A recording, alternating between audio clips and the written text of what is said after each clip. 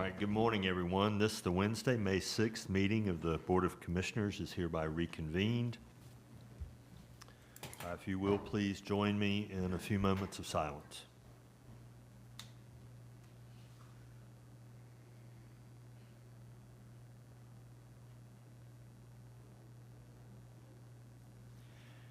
And now, as you're able, if you will please rise and join me in the Pledge of Allegiance.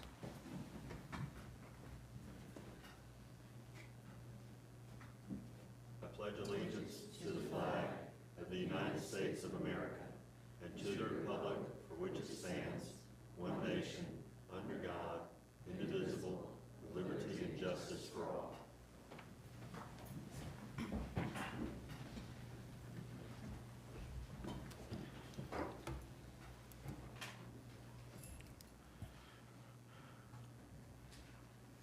That brings us next to the adoption of the agenda, and a motion would be in order. So moved. Have a motion. Is there a second? Second. Have a motion and a second. All in favor say aye. Aye. Opposed? All right, and that brings us to recognitions, and we'll call first on Chief Hale.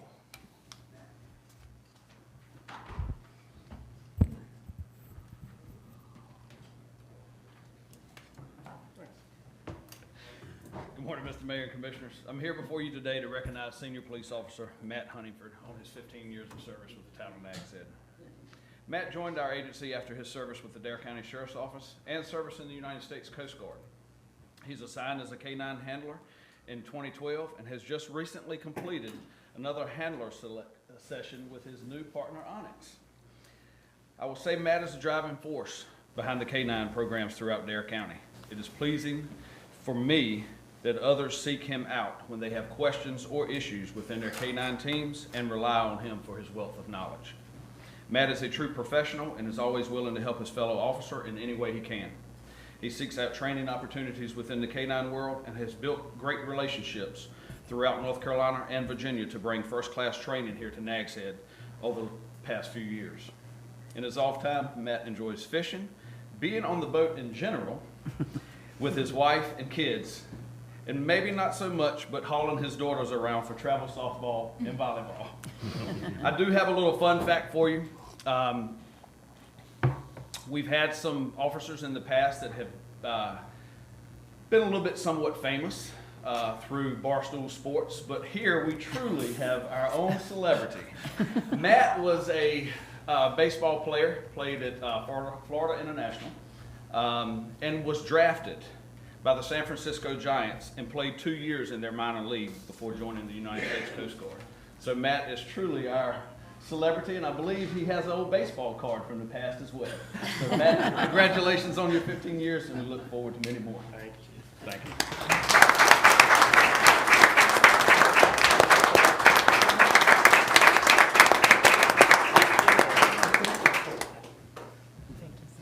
Thank you. Appreciate it. Thank you. Congratulations and thank you.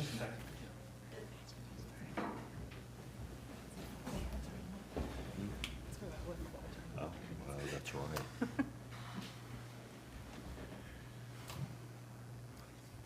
Right. And that brings us to what is often a bittersweet day in the town of Nags Head. We have a retirement this morning. Nancy?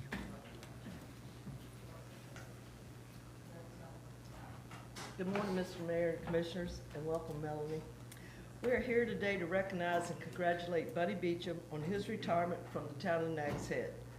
Buddy was just shy of 18 years of service in water operations when he retired on April 30th. Buddy was a seasoned mechanic looking for a change in careers when he started in June of '08. His background was an asset to the water department. When things needed fixing, Buddy was willing and able to step in and make repairs. Buddy became a certified B-well operator and an A distribution technician. He was also certified in bacteriological sampling and testing in our state certified lab.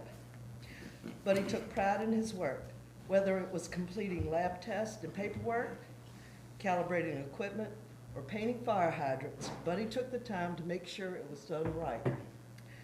Despite myself and David Perry Buddy somehow managed to keep the plant and vehicles neat and clean, and I personally thank you for that. Buddy has already begun checking off his bucket list. Just last month, he jumped out of a perfectly good airplane.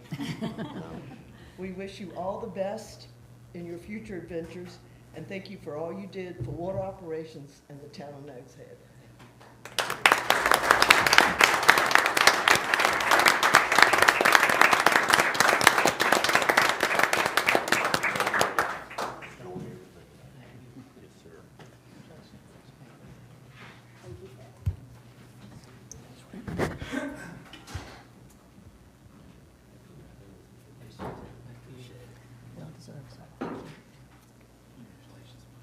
And I'm going to ask Buddy to stay and for the board to come around for a presentation. Which way do you want to go, Bob? I'm following you. Go the shortcut. A small token of their appreciation, but primarily presented to Marvin Buddy Beecham upon retirement with grateful appreciation for your loyal and dedicated service. Now next at 2008 to 2026. Thanks, sir. Appreciate it.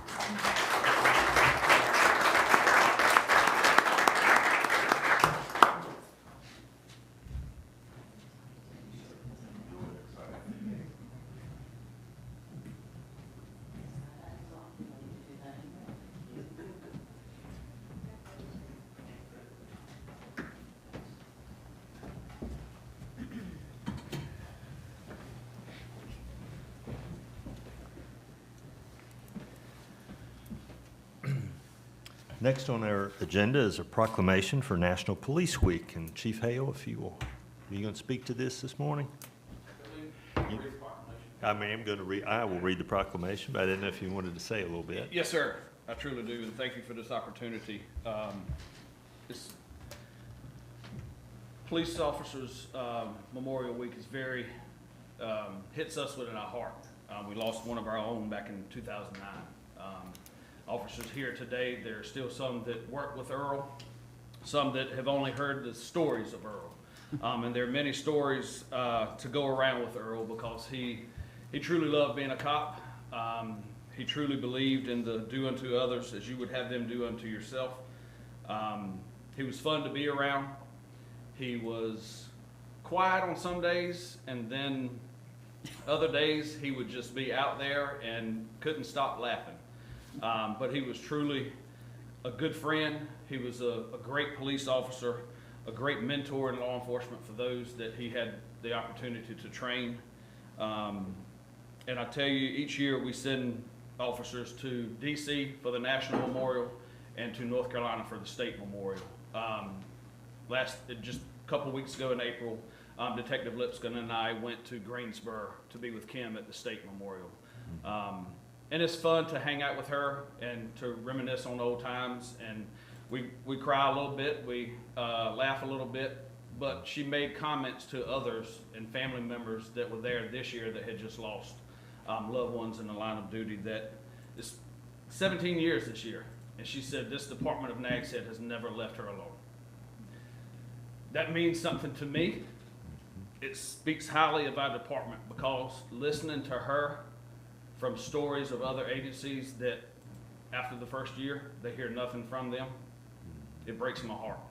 But Kim, Sammy Jo, and Paige will never be forgotten from Nags Head, and we look forward to continue that tradition each and every year of being with her. She doesn't live close anymore, so some of us don't see her very often.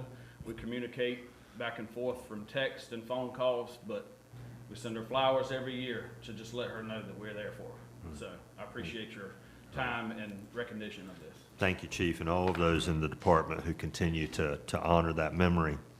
This is a proclamation for National Police Week.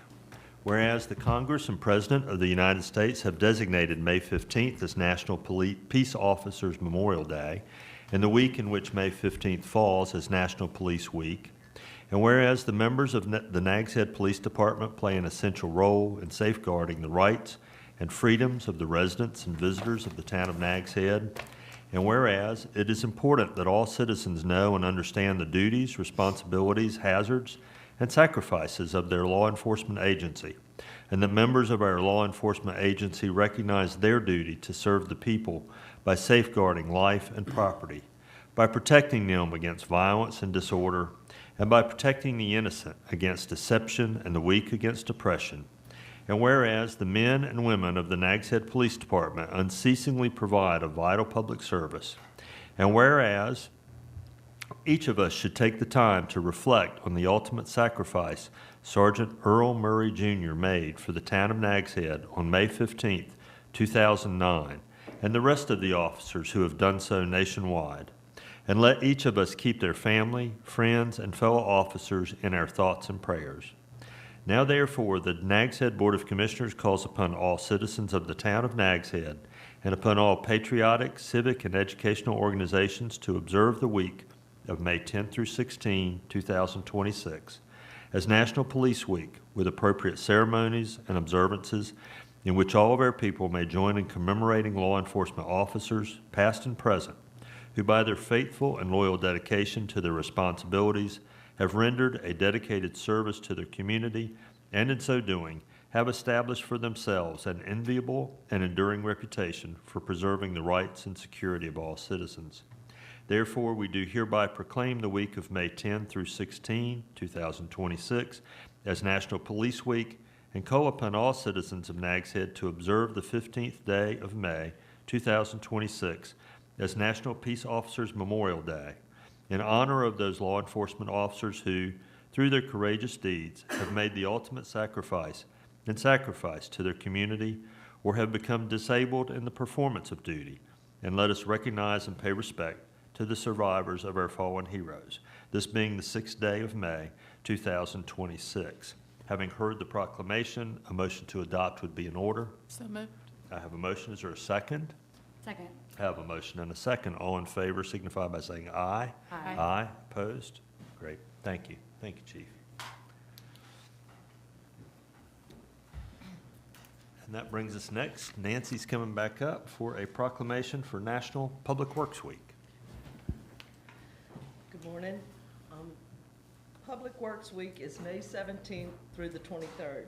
This year's theme is Rooted in Service, Powered by Community.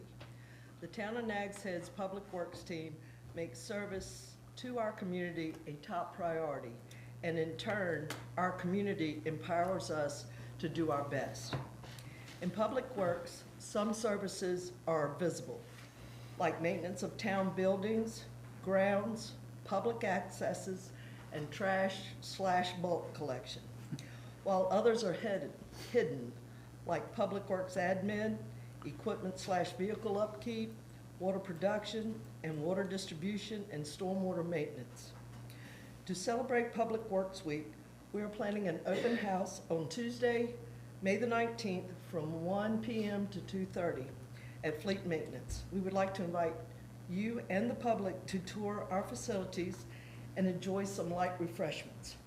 Public services is not always seen, but we're always there. Yes, you are. Thank you, Nancy. A proclamation for National Public Works Week. Whereas public works professionals focus on infrastructure, facilities, and services that are of vital importance to sustainable and resilient communities and to the public health, high quality of life, and well-being of the people of Nags Head. And whereas these infrastructure, facilities, and services cannot be provided without the dedicated efforts of public works professionals who are responsible for rebuilding, improving, and protecting our town's transportation, water supply, water treatment, and solid waste systems, public buildings, and other structures and facilities essential for our citizens. And whereas it is in the public interest for the citizens, civic leaders, and children in Nags Head to gain knowledge of and maintain an ongoing interest and understanding of the importance of public works and public works programs in their respective communities. And whereas the year 2026 marks the 66th annual National Public Works Week, sponsored by the American Public Works Association. Now therefore be it resolved that the Nags Head Board of Commissioners do hereby designate the week of May 17 through 23, 2026, as National Public Works Week, and further extends its appreciation to our Public Services Department for the vital services they perform. We encourage all citizens to thank and celebrate our public services employees and to recognize the substantial contributions they make to protecting our health, safety, and quality of life, and for making Nags Head a great place to live, work, and visit. This being the 6th day of May, 2026. Having heard the proclamation, a motion to adopt would be in order. So moved. I have a motion and a second. All those in favor signify by saying aye. Aye. Aye. Opposed? Thank you. Thank you, Nancy. That brings us next to public comment, and I will turn this over to Mr. Leidy. Thank you, Mr. Mayor. At this time, the Board of Commissioners welcomes members of the public to comment to the board on matters of interest or concern. This is not an opportunity for dialogue, and the board rarely responds to public comment, but anybody who wishes to comment on general matters can do so at this time. I will also note that there are a series of public hearings on the agenda for today, and if anyone is here to provide comment for any of those public hearings, you should wait until the public hearing is called. But for anyone else, if you will please go to the podium and start by telling us your name and where you live, and then addressing your remarks to the board. Anybody? Seeing none, Mr. Mayor, at this time we will close the public comment session. All right, very good. Thank you. That brings us to the consent agenda, which contains 6 items, which you have before you, and a motion would be in order. So moved. I have a motion. Is there a second? Second. I have a motion and a second to approve the consent agenda. All those in favor signify by saying aye. Aye. Opposed? Great. Thank you. That brings us now to our several public hearings. And starting with public hearing number 1, the vested rights special use permit for the Cancer Treatment Center. And I'll turn this over to John Leidy and Kelly Wyatt. Thank you, Mr. Mayor. At this time, we will begin the public hearing to consider a vested rights special use permit and site plan amendment submitted by Withers Ravenel on behalf of Outer Banks Hospital for the Cancer Treatment Center located at 4927 South Croatan Highway. This includes a parking reduction request as allowed by the town's UDO. On this matter, the board sits as a quasi-judicial body.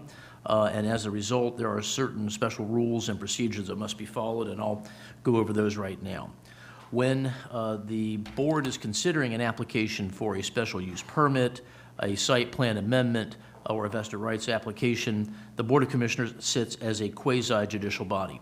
A quasi-judicial hearing is the process for the board to adjudicate how the general law applies to a particular situation based on an evidentiary record that is presented during the hearing. Your 2 key responsibilities are to, 1, determine contested facts, and 2, apply the legal standards to the facts. You may apply only those standards already contained in the ordinance. You are not permitted to change or modify those standards during this hearing or as part of your decision in the case. In conducting this hearing, certain safeguards must be instituted in order to give the applicant a fair hearing. The applicant has the right to cross-examine witnesses and offer rebuttal evidence. The procedures of the ordinance must be followed. The board members may question any witness at any time during the hearing, and if you wish to do so, just let me know.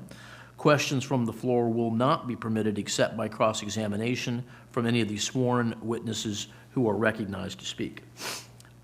A member must not vote on the application if the outcome of the matter being considered is reasonably likely to have a direct and substantial financial impact on the member.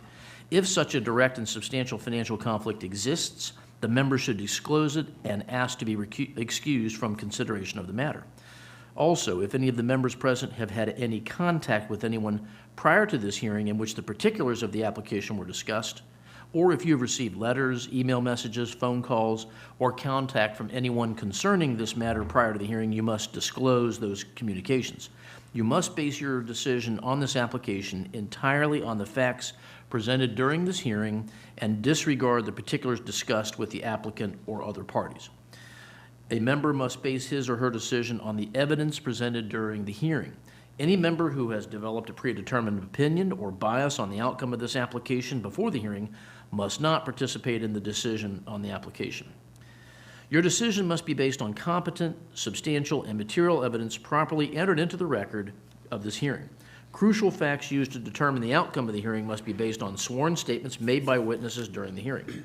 While you may be presented before or during this hearing with copies of unsworn statements contained in letters, emails, and so forth, such unsworn evidence can only be used to corroborate or supplement other sworn evidence presented during the hearing. Unsworn evidence, such as letters or emails, can never form the basis for your decision. So, at this time, if any member needs to recuse themselves from hearing this matter for one of the conflict of interest reasons that I've mentioned, please request that a motion be made to recuse you from participating in this hearing or voting on this matter at this time. All right. If none, at this time, if any member needs to disclose a communication about the subject of this hearing that the member has had with one of the applicants or another person prior to this hearing, now is the opportunity for you to disclose such communications. All right. So, at this time, the clerk will swear in the applicant and all witnesses who plan to provide testimony or evidence in the case. If you plan to speak or think you might want to speak, please stand so that the clerk may administer the oath.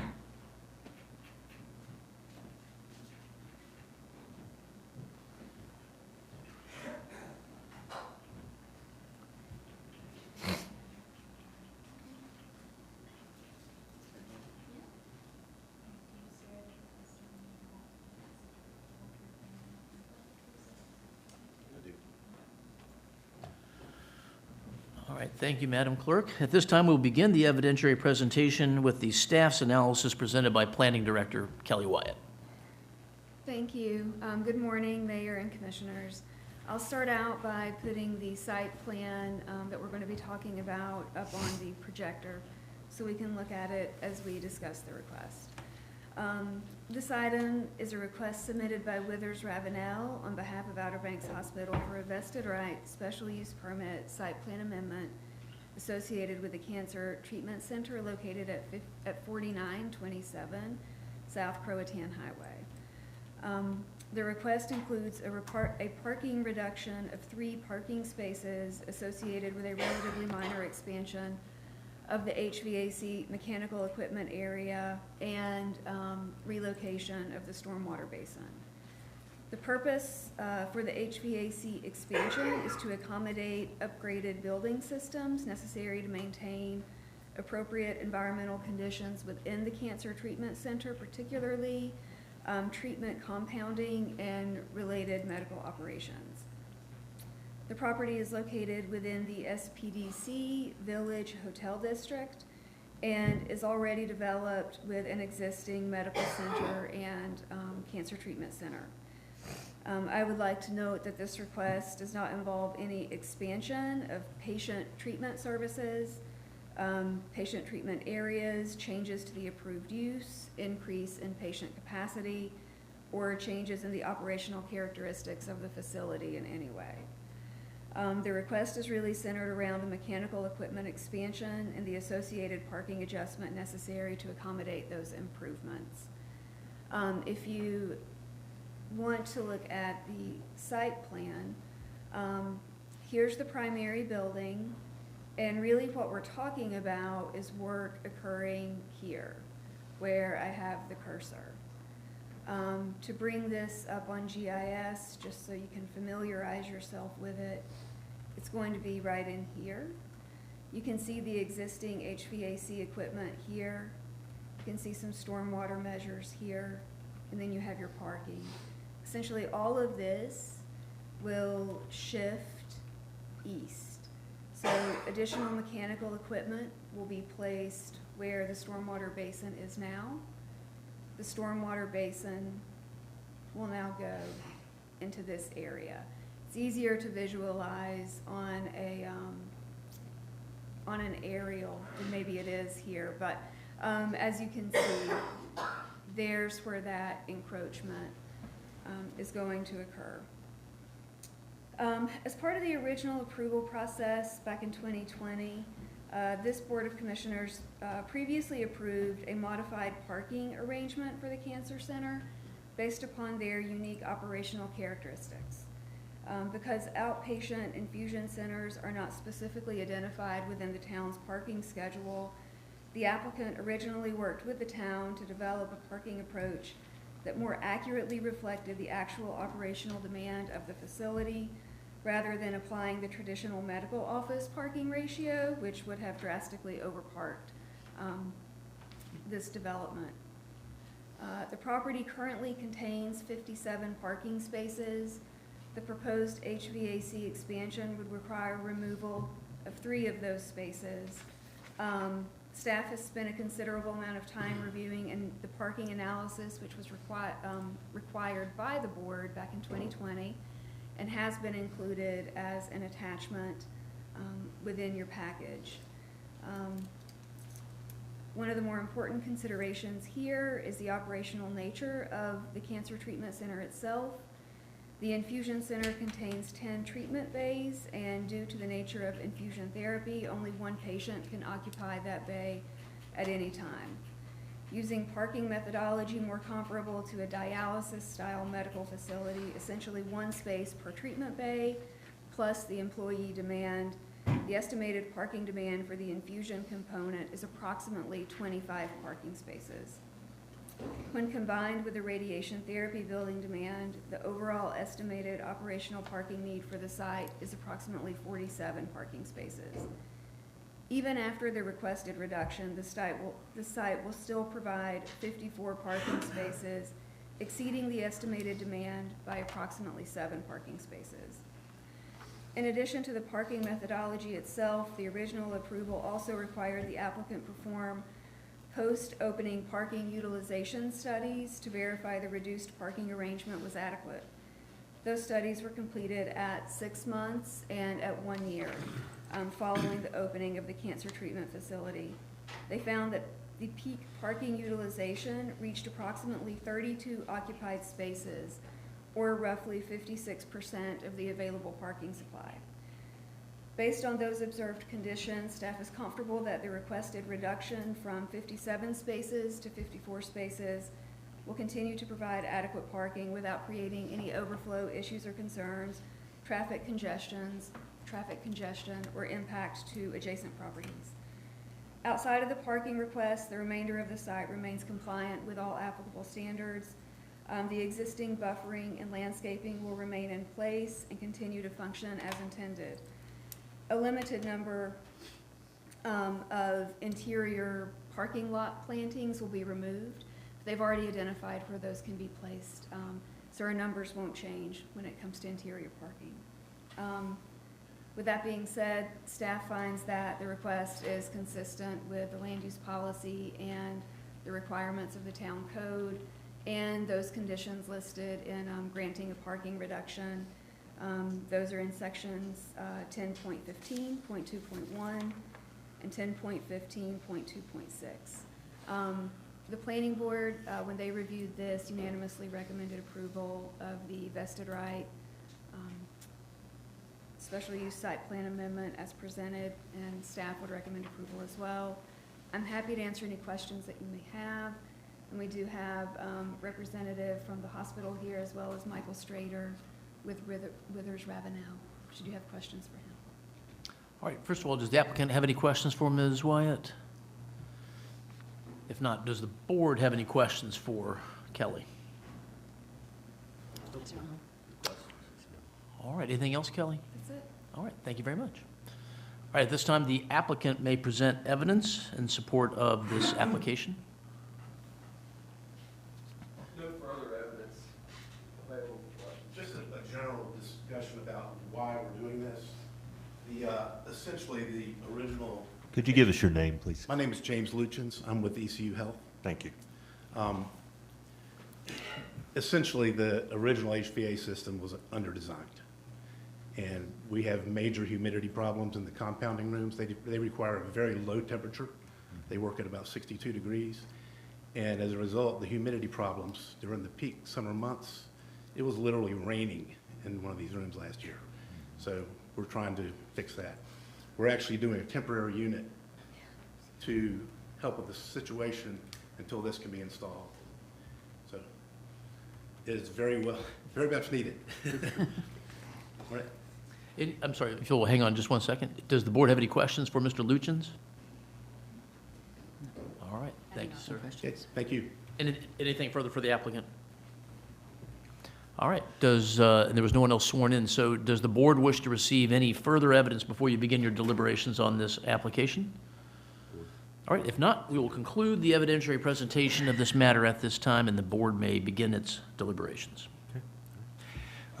Seeing that there were no questions of either Kelly or the applicant, I'll ask if anybody would like to put a motion on the floor.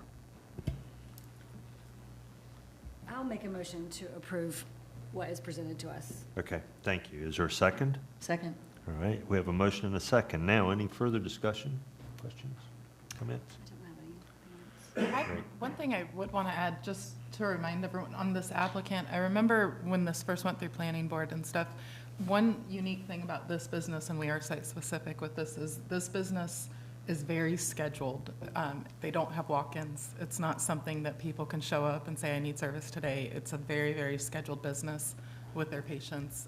So their parking is really, really well managed. So I don't see any concerns with this. Okay. All right, very good. Thank you.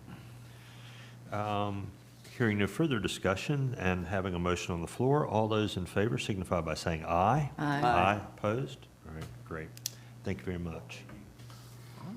That brings us to public hearing number 2, a UDO text amendment, and John and Kelly will continue. All right, thank you, Mr. Mayor. At this time, we will begin the public hearing to consider a Board of Commissioners initiated UDO text amendment to establish new allowable uses, particularly wine bar and tap room, with associated supplemental regulations.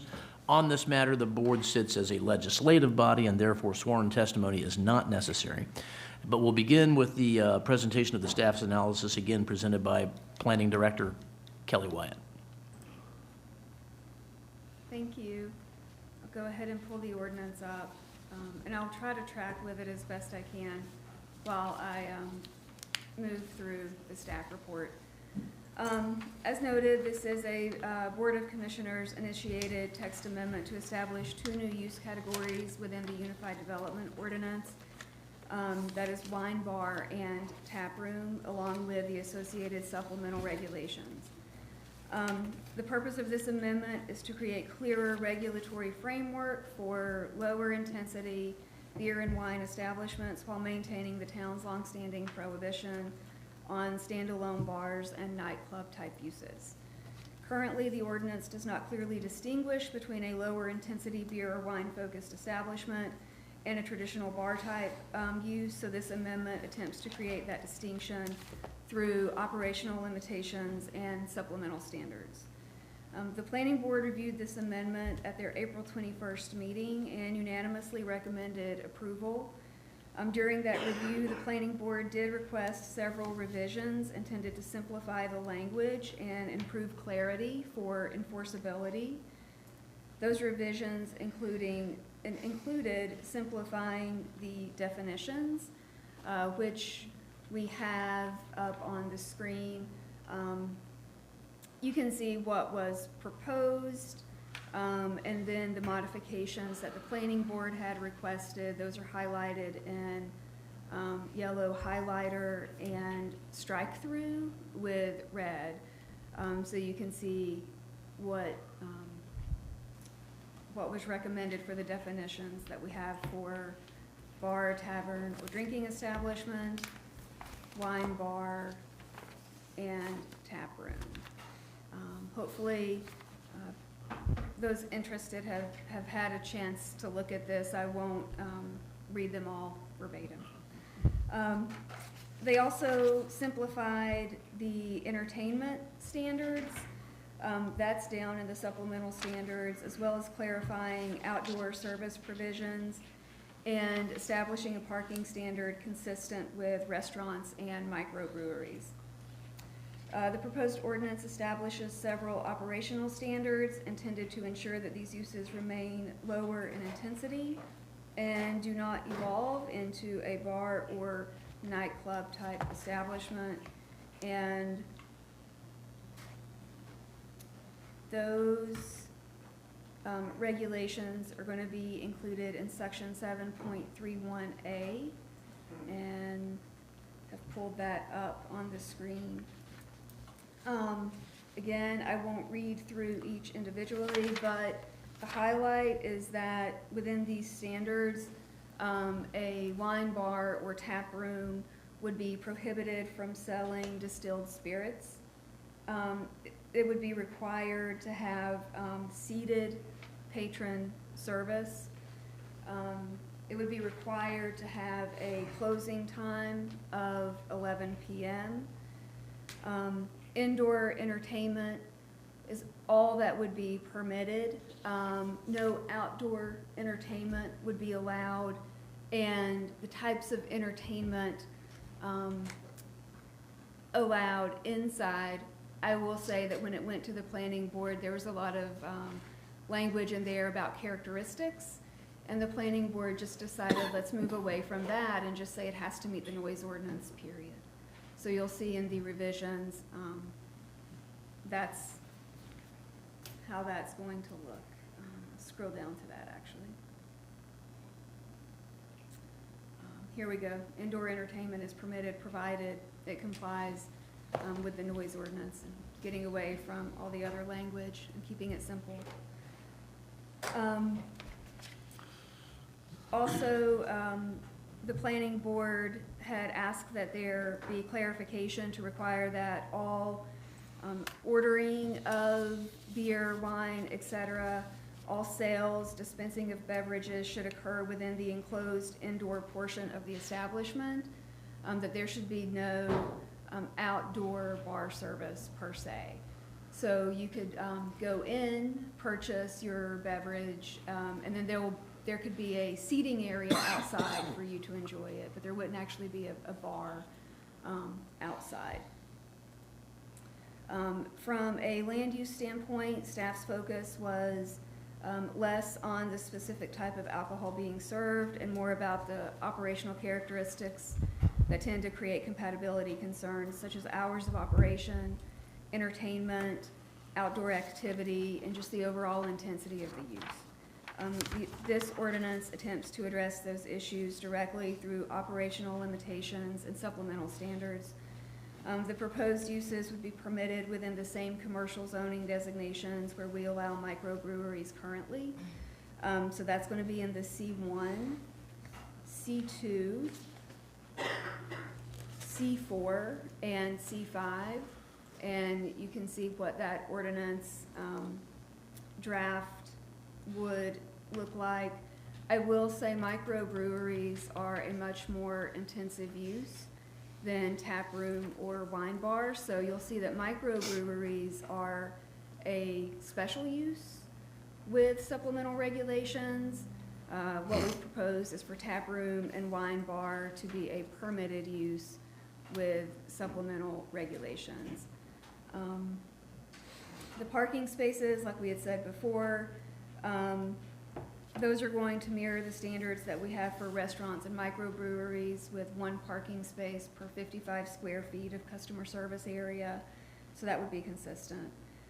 Overall, staff believes that the amendment establishes a clear and enforceable framework for these lower intensity uses while maintaining the town's prohibition on standalone bar uses. The planning board unanimously recommended approval. Likewise, staff is recommending approval. And you have 2 ordinances in your packet. One was the markup, and one was the clean version of what the planning board had reviewed.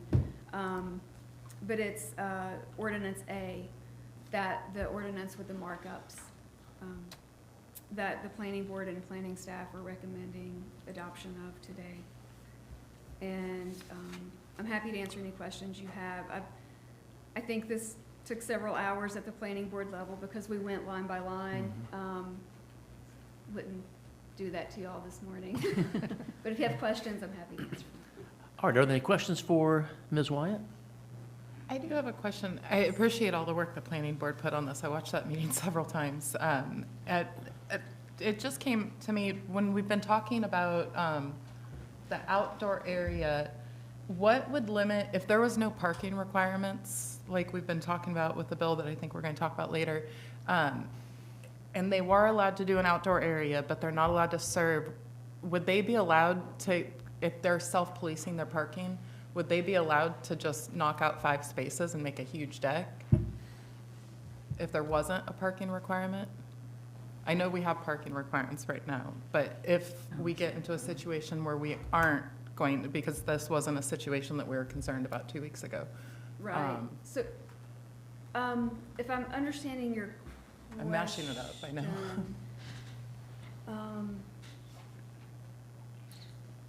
What other triggers are there to keep someone from making their parking lot an outdoor deck?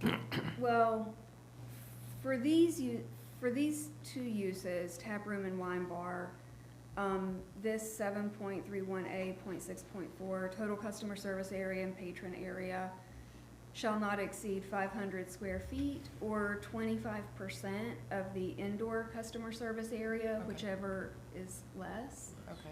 So townwide, other uses that could become problematic, but for these two uses, we at least have this regulation in here to say that any outdoor customer service areas for seated patron service and gathering would be limited to 500 square feet Okay, or 25%. So that deck would count towards that.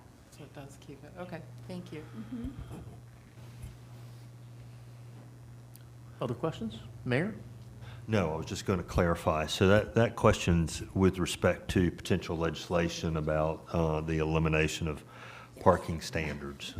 There's currently legislation in North Carolina proposed that would prevent towns from having a parking standard for virtually anything. And so we're going to argue against that, obviously, but that question was about, well, so what are the restrictions if it's not a parking restriction that puts a limit on that area?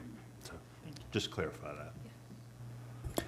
All right, are there any other questions for Kelly? Kelly, I watched the planning board meeting a lot, but it was long, so I do have one more question.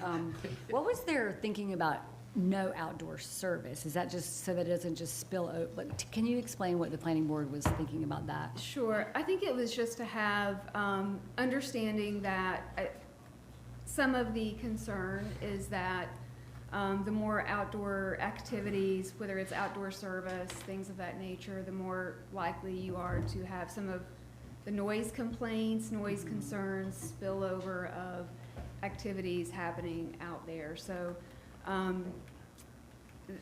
that was really the conversation both for customer service area as well as entertainment, is to just keep customer service area limited and to keep entertainment prohibited outside. But it was try to capture those characteristics that perhaps might become an issue.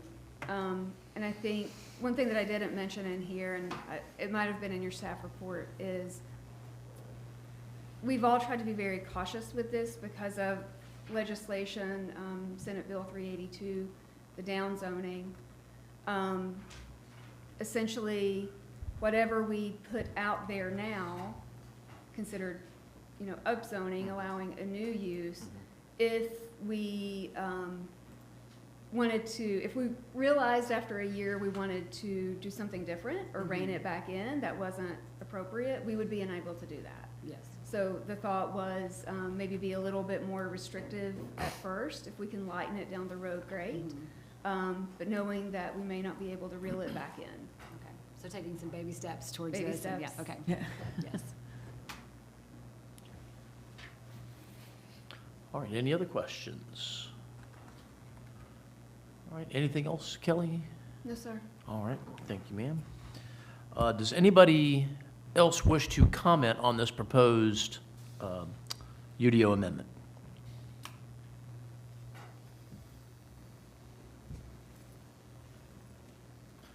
Does the board wish to receive any other information about this or have any questions for anyone on staff before you begin your deliberations? No. All right. At this time, we will conclude the public hearing and the board may begin its deliberations on this proposed text amendment. I would also point out that if there's a motion to adopt, you would also need to adopt the consistency statement for the, Last part? you need to adopt the consistency, the statement of consistency. All right. Right. Thank you, John. So Rather than a motion, let's start with a little discussion perhaps this morning. Kelly, is certainly here for questions if they arise during the discussion. I'll start at my right with Megan. Thank you. Any questions? Thank you, Mayor. I don't think I have any questions right now. To me, this ordinance seems almost borderline housekeeping because of the fact that we are already allowing microbreweries. And that might be something I thought about mentioning to Kelly. We refer to this as being a lower intensity use than a microbrewery. And it might be helpful to get a little clarification on the difference there. But since we're allowing those, and I realize it's by, special use, it's not by right, but microbreweries serve, beer and wine, and we already allow those. So to me, this seems sort of like a natural step in that direction. Again, without going too far and perhaps not being able to back up. I appreciate the marked up versions. It was really helpful, and I know that staff did this quickly because we just brought it up a couple of weeks ago, and Planning Board did spend a lot of time on that. I paid a lot of attention to that as well, watched the meeting a couple times, and I appreciate the markup version so that we can see the differences and where you went with the different definitions. But to me, this is a sensible and conservative step for the town at this time, especially since we allow microbreweries already. Since you brought it up, Kelly, can I ask you to come up? And if it please the board, I will ask Kelly to sort of define microbreweries and how they are different from tap rooms in particular. Sure. This is the moment where I don't like Huddle Hub because anything I do on my computer gets displayed for everyone else. And I don't want to track everybody through the UDO. But so a microbrewery, there's by definition, it has to have certain components. It has to have an educational component. Obviously, you're brewing on site. There's requirements for certain types of like seating areas, like outdoor areas are encouraged, things of that nature. It's just a more intense production. It's a more intense use. And looking at,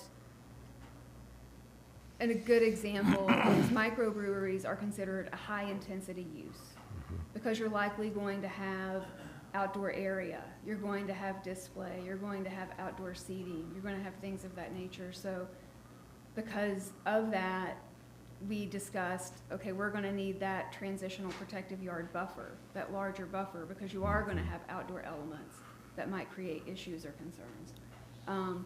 And so with this limiting the outdoor entertainment and providing limited customer service area, it makes that less intense. Okay. All right. Thank you. And also there is no with these ordinances, we speak to the sale of beer and wine. Microbrewery, it's going to be beer, but there is no restriction on what it can or can't sell. Right. Okay. All right. Thank you. And Kelly, while you're up there, can we, there's some retail areas in town now too that are already kind of allowed to offer tastings of alcohol, or, I think the olive oil store is serving some alcohol in the back. Like you can go have something to drink in a retail operation. Can you explain how that is working? Sure, absolutely. There are a handful of places, I think down at the outlets, as you mentioned, the Olive Shop, and then Marsh Fox Outfitters. Those are retail establishments. Their principal use is retail. They're not just selling beer, wine, alcoholic beverages. They have a whole host of retail items that they're selling. One aspect is the sale of alcoholic beverages, and you can sample or taste those.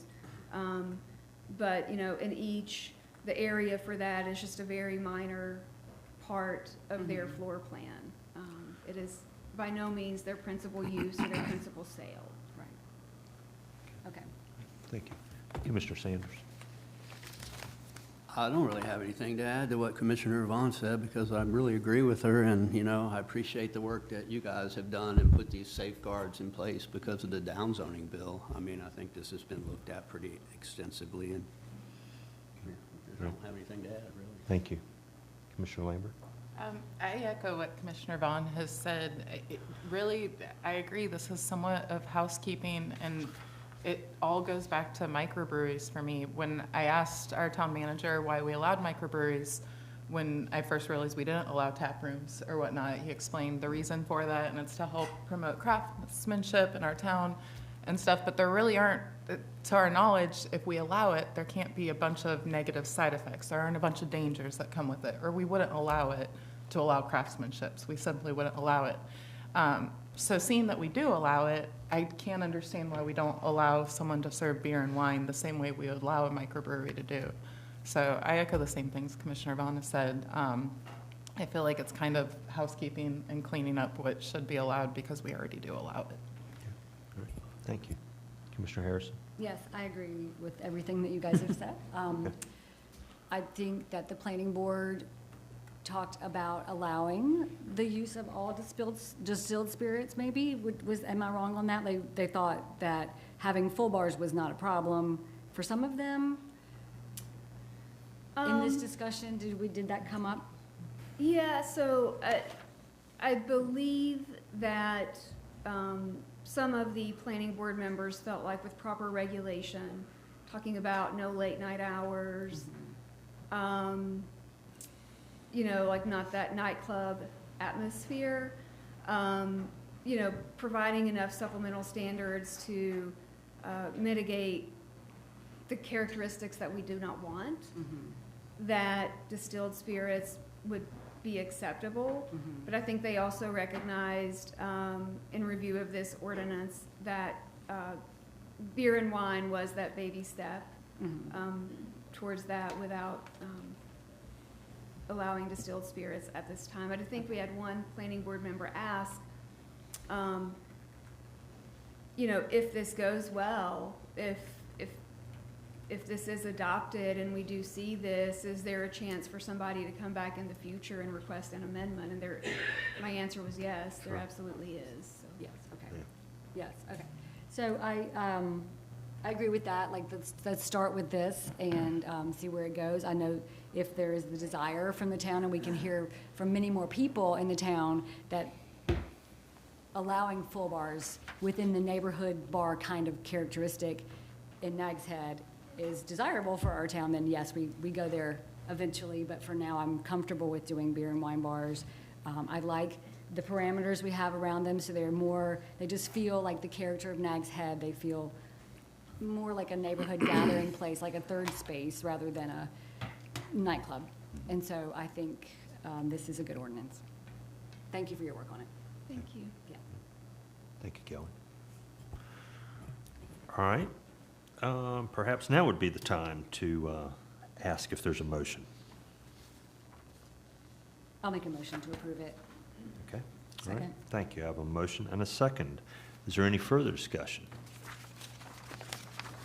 Hearing none, all in favor signify by saying aye. Aye. Aye. Opposed? All right. Thank you. All right. That brings us next to public hearing number 3. John? Thank you, Mr. Mayor. At this time, we'll begin the public hearing to consider UDO text amendments submitted by Albemarle and Associates Limited on behalf of Blue Moon 5-2 LLC, the Blue Moon Restaurant, to create a new accessory use to restaurants, restaurant waiting lounge with associated supplemental regulations. And again, we'll begin with the presentation of the staff's analysis presented by Planning Director Kelly Wyatt.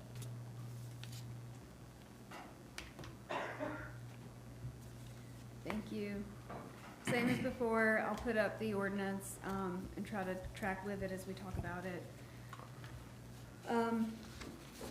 This item is a proposed text amendment, as you noted, submitted by Jay Overton with Albemarle and Associates on behalf of Blue Moon 5-2 LLC, which we all know as Blue Moon Restaurant, to create a new accessory use category within the UDO titled restaurant waiting facility. So one of the changes that came out of this at the planning board level was to change the word lounge to facility, given that lounge has various interpretations by various people. So the first thing you'll note is that was one of the recommended changes, is to now call this a facility, and to look at the associated supplemental regulations.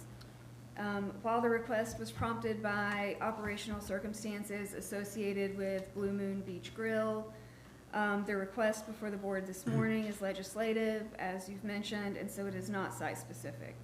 If adopted, the ordinance would apply to qualifying properties within the applicable zoning districts, subject to the special use permit process, the Unified Development Plan, which we'll talk about, and Board of Commissioners approval. The purpose of this amendment is to establish a mechanism within the UDO for a detached accessory waiting facility associated with a principal restaurant sit-down use, while maintaining the town's longstanding prohibition on standalone bars and drinking establishments.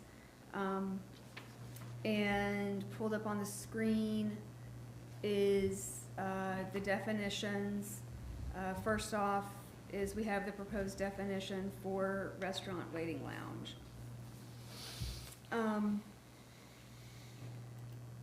Following the the planning board's discussion in April, staff revisited the proposed ordinance, and we again went through line by line and made various changes which are reflected in the marked up version, Ordinance A, within your packet.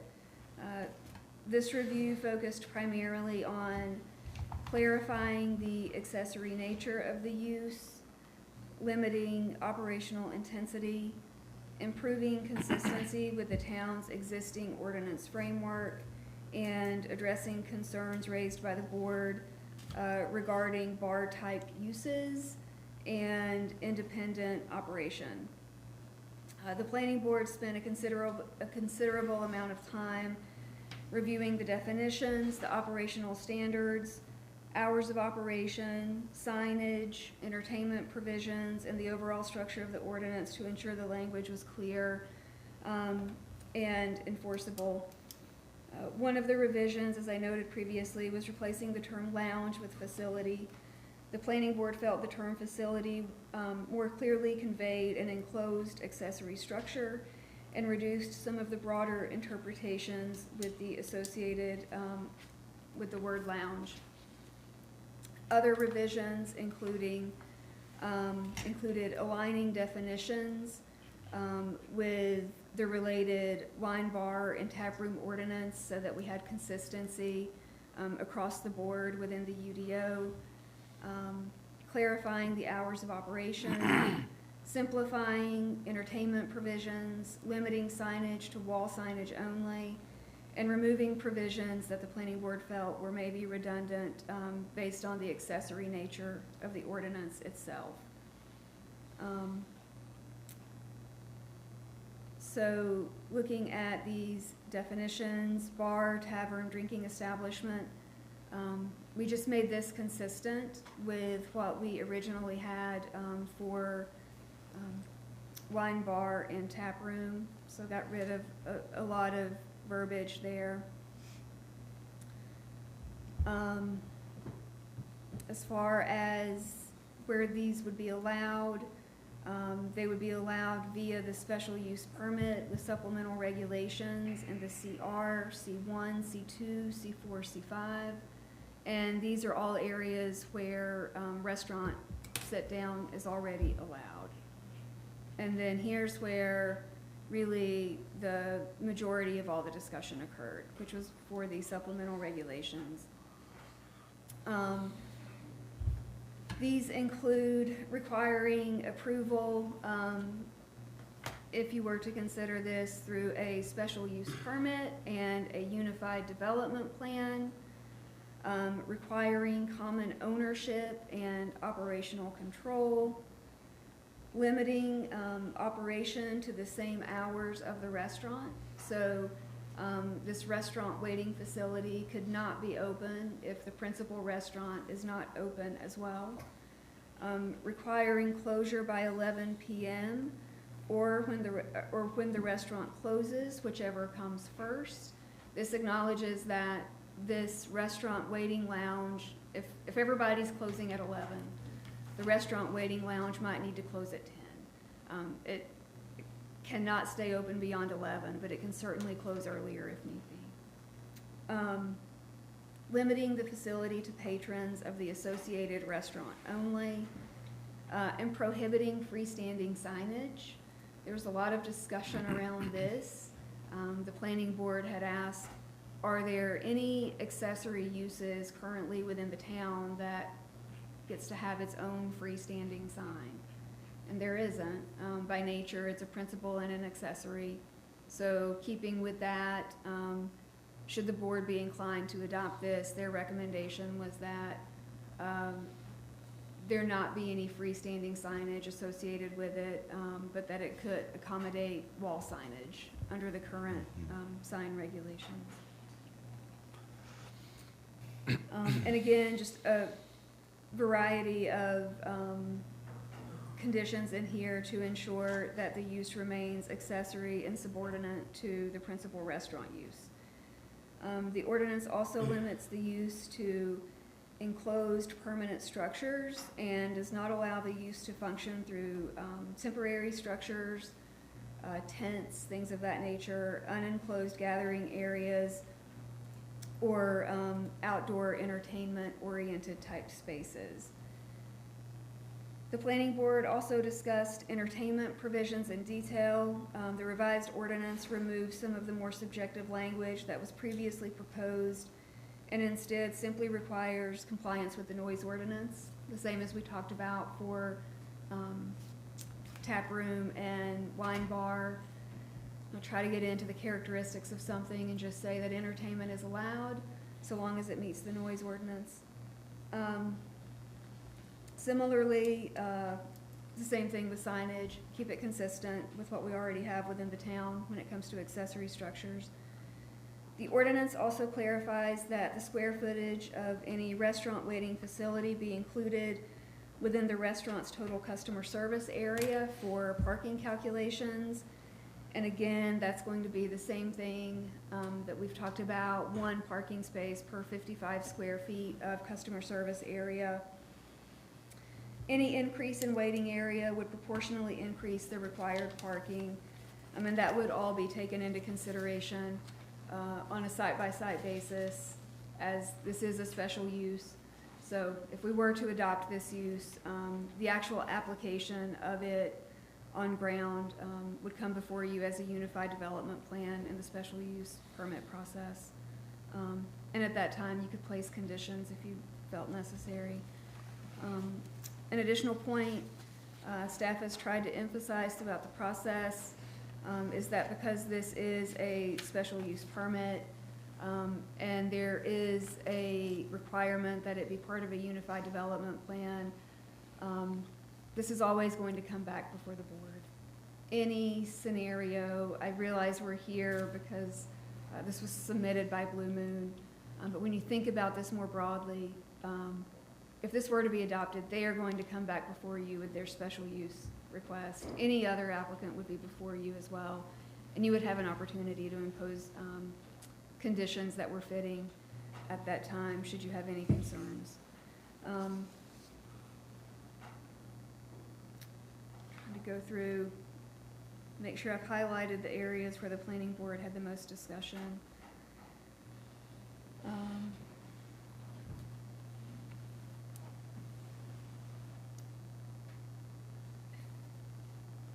Feel like that hits on the primary changes that were made as a result of the planning board discussion. Following the revisions and clarifications that we made through the planning board process, staff continues to believe that the ordinance does establish a clear and structured framework intended to keep this use accessory in nature and to prevent it from becoming a standalone drinking establishment or bar. The planning board continued to support the ordinance as revised. They made their formal recommendation at their previous meeting. They did not make another formal recommendation, but as we went line by line, we talked about the areas of concern, where we needed consensus, and they were generally supportive of moving this back to the Board of Commissioners for their consideration. With that in mind, staff does continue to recommend approval of the text amendment as it's presented. And again, it would be the ordinance A with the markup version that represents the planning board's conversation. And I'm happy to answer any questions that you may have. We do have Jay Overton with Albemarle and Associates. Scott and Melissa Shields of Blue Moon are available as well. All right, does the board have any questions for Ms. Wyatt? No? I do. I have one question about 7.31.3.2, which prohibits the location of the waiting facility in multi-tenant commercial developments or shopping centers. And the planning board did discuss this, but I didn't, well, I say they discussed it, it was mentioned. Can you tell us a little bit about where that comes from and why? Yes, absolutely. Please. So, right now, if there's a principal restaurant sit-down in a shopping center, and there's a vacant unit beside them, we've actually seen this with Blue Moon, I think, when they were in Surfside Plaza. They are able to expand laterally and still meet those the restaurant criteria. The 20% kitchen, 75% full service seating, 15% accessory, entertainment. So given the way this is structured, from a staff perspective, we've gotten a lot of input on this. I think there's many that feel like the amendment is narrow and should be more broadly, as everybody should be able to participate with it. And then some feel like perhaps it's the camel's nose under the tent and we would not want a proliferation. So following the board meeting, I went through and I looked at all the restaurants within the town of Nags Head. There's a lot. There's 35. The majority of those are in shopping centers. So having a situation where we were allowing a restaurant principal sit down within a shopping center to encourage patrons to leave the shopping center site, to not just go within an existing unit, but to leave the shopping center site, to go to a detached building, opening that up to 35 plus restaurants. It didn't seem like that was a leap that we needed to make right now. In light of SB 382, if you were inclined to adopt this, we could look at it more narrowly and not allow restaurants within multi-tenant shopping centers to take advantage of this. They already can expand. We've seen that happen multiple times with multiple restaurants.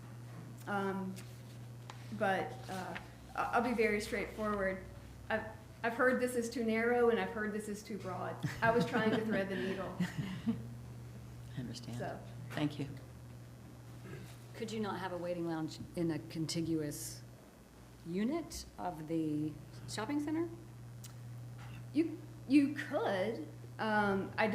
If this is written in a way that precludes that, then we can address that if the board is interested in it. Again, that would be part of a special use permit process, and they would have to, I guess, provide the floor plan showing how they were no longer meeting the requirement of restaurant sit-down and incorporating this into their unified development plan. But this really pertains to accessory dwelling with a shopping center, would that be considered an accessory dwelling Yeah. or not? I mean, this is obviously considered an accessory dwelling, and I feel like that's what this is written towards. I mean, I don't even know if that would apply to a, I mean, in But it's theory, excluded. it would be, the example for me is if Dune Street wanted to take advantage of this, they are in Surfside Plaza. They have a lot just to the south of them. I think there used to be 3 old structures on there that have recently been demoed. Having their customers leave Dune Street and walk over to a detached restaurant waiting facility doesn't seem practical. So, that was our thought process with that.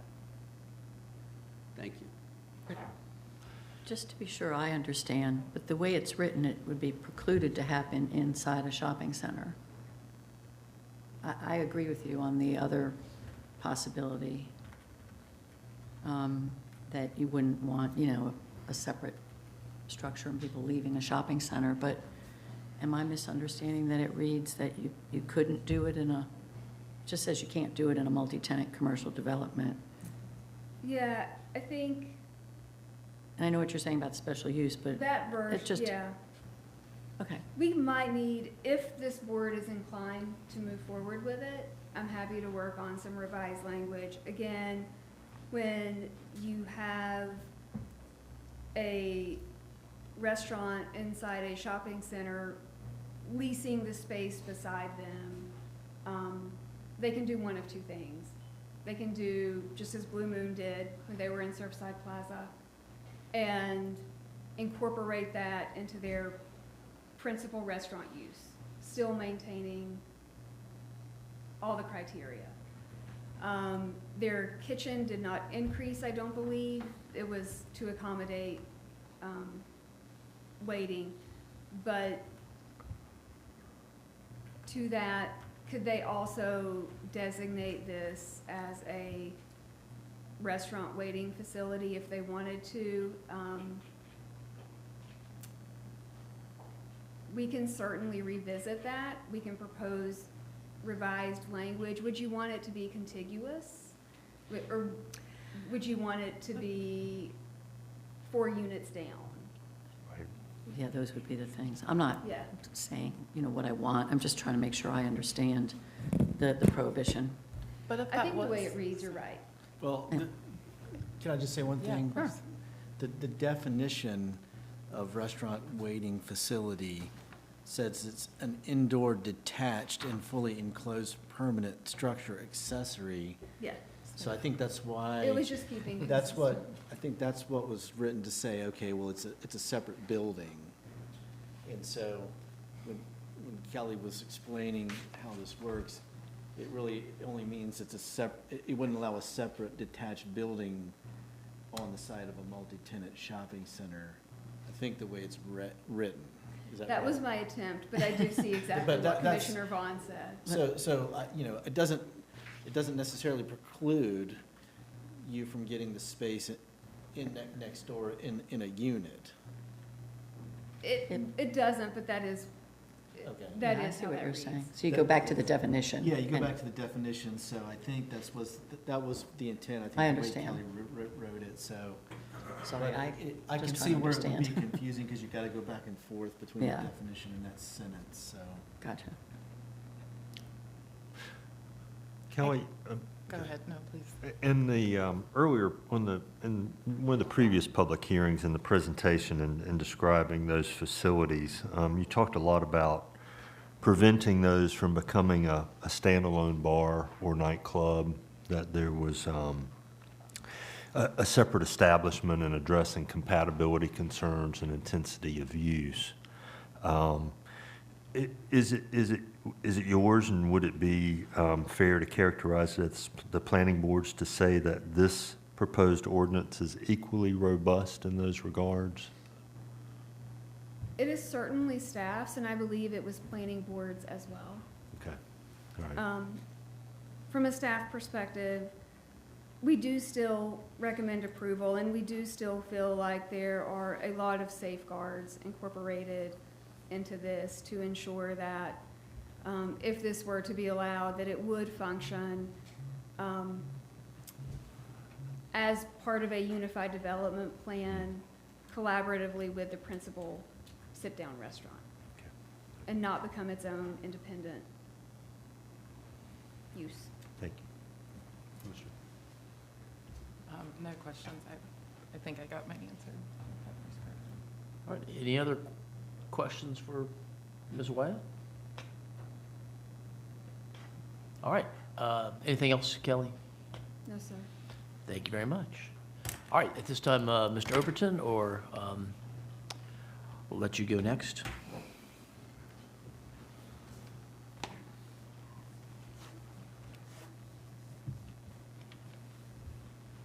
Well, I'm happy to say it's still good morning. I'm Jay Overton with Albemarle and Associates, and I think this is something that has certainly been evaluated and evaluated and evaluated, and the progress that's been made appears to be in keeping with some of the housekeeping things that y'all were looking at and maybe some of the questions that were out there. What we're asking with this, I think, is just a further supplement of what we're trying to do to be able to bring continued success in businesses. This particular business that brought this about, as we've talked about before, was because of parking issues and because of the need to have seating for those customers that were waiting. It is proposed and intended that this ordinance would take care of the expansion of a restaurant facility that would take care where there's a need. And that's the way that this is written up, where by way of this special use permit, two properties would become combined. They would have to have the same ownership. They would have to be under the same control. So that in and of itself puts everything on one entity as far as the operational concerns of it. Things that are occurring within the restaurant and the ancillary building would all follow the same flow and so forth. So as we're looking at this, and the planning board, their continued comments on it, the comments that came from the board last month, it appears that we're not looking to create something new. We're looking to solve a problem. And that is the intent. What you have with your wine bar and the tap room text, that has been defined in the end of that discussion as it solved an issue. And that's what we're looking at here, is to solve an issue, not to create an issue. When I look at what we have with regard to the location of these facilities, I know that the town is still concerned about bars. And this has brought about a well-defined explanation of what a bar is. We now have two new definitions for the other uses, and we have one proposed for this ancillary waiting facility. When you look at the areas across the town that what we're talking about would be considered, it's very few. It's going to be those facilities that are not within the shopping centers, because what was just talked about before, you would just go and get another unit. You would have to have a building that needed to have the additional building beside it, expanding it, and so forth. So those areas are going to be very minuscule as far as the request. And then that request is going to have to come back before y'all. Unlike what we just approved with the wine bar and the tap room, there's opportunity throughout the town as a permitted use to have those, and they have their requirements as well. But y'all have a second opportunity on anything that's coming forward with what we're looking at. The other things that we're looking at, this is associated with the restaurant. So we've got a whole nother standard for restaurant operations that would be implied with this. So I think there was one issue that seemed to drive our discussion the other day, and that was that of control of people. And when we're looking at controlling people, no matter what we do, there's always going to be some issue with that. What we just approved with the wine bar and the tap room, there's going to be control issues there. But that goes back to if you've got operators that are looking at their facilities and looking to run them in the manner in which they need to be run, then they're going to be an asset to the town.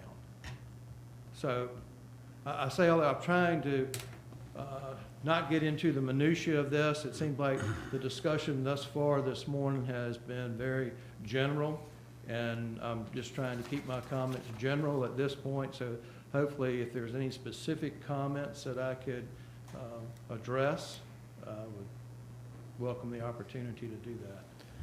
All right, any questions for Mr. Overton?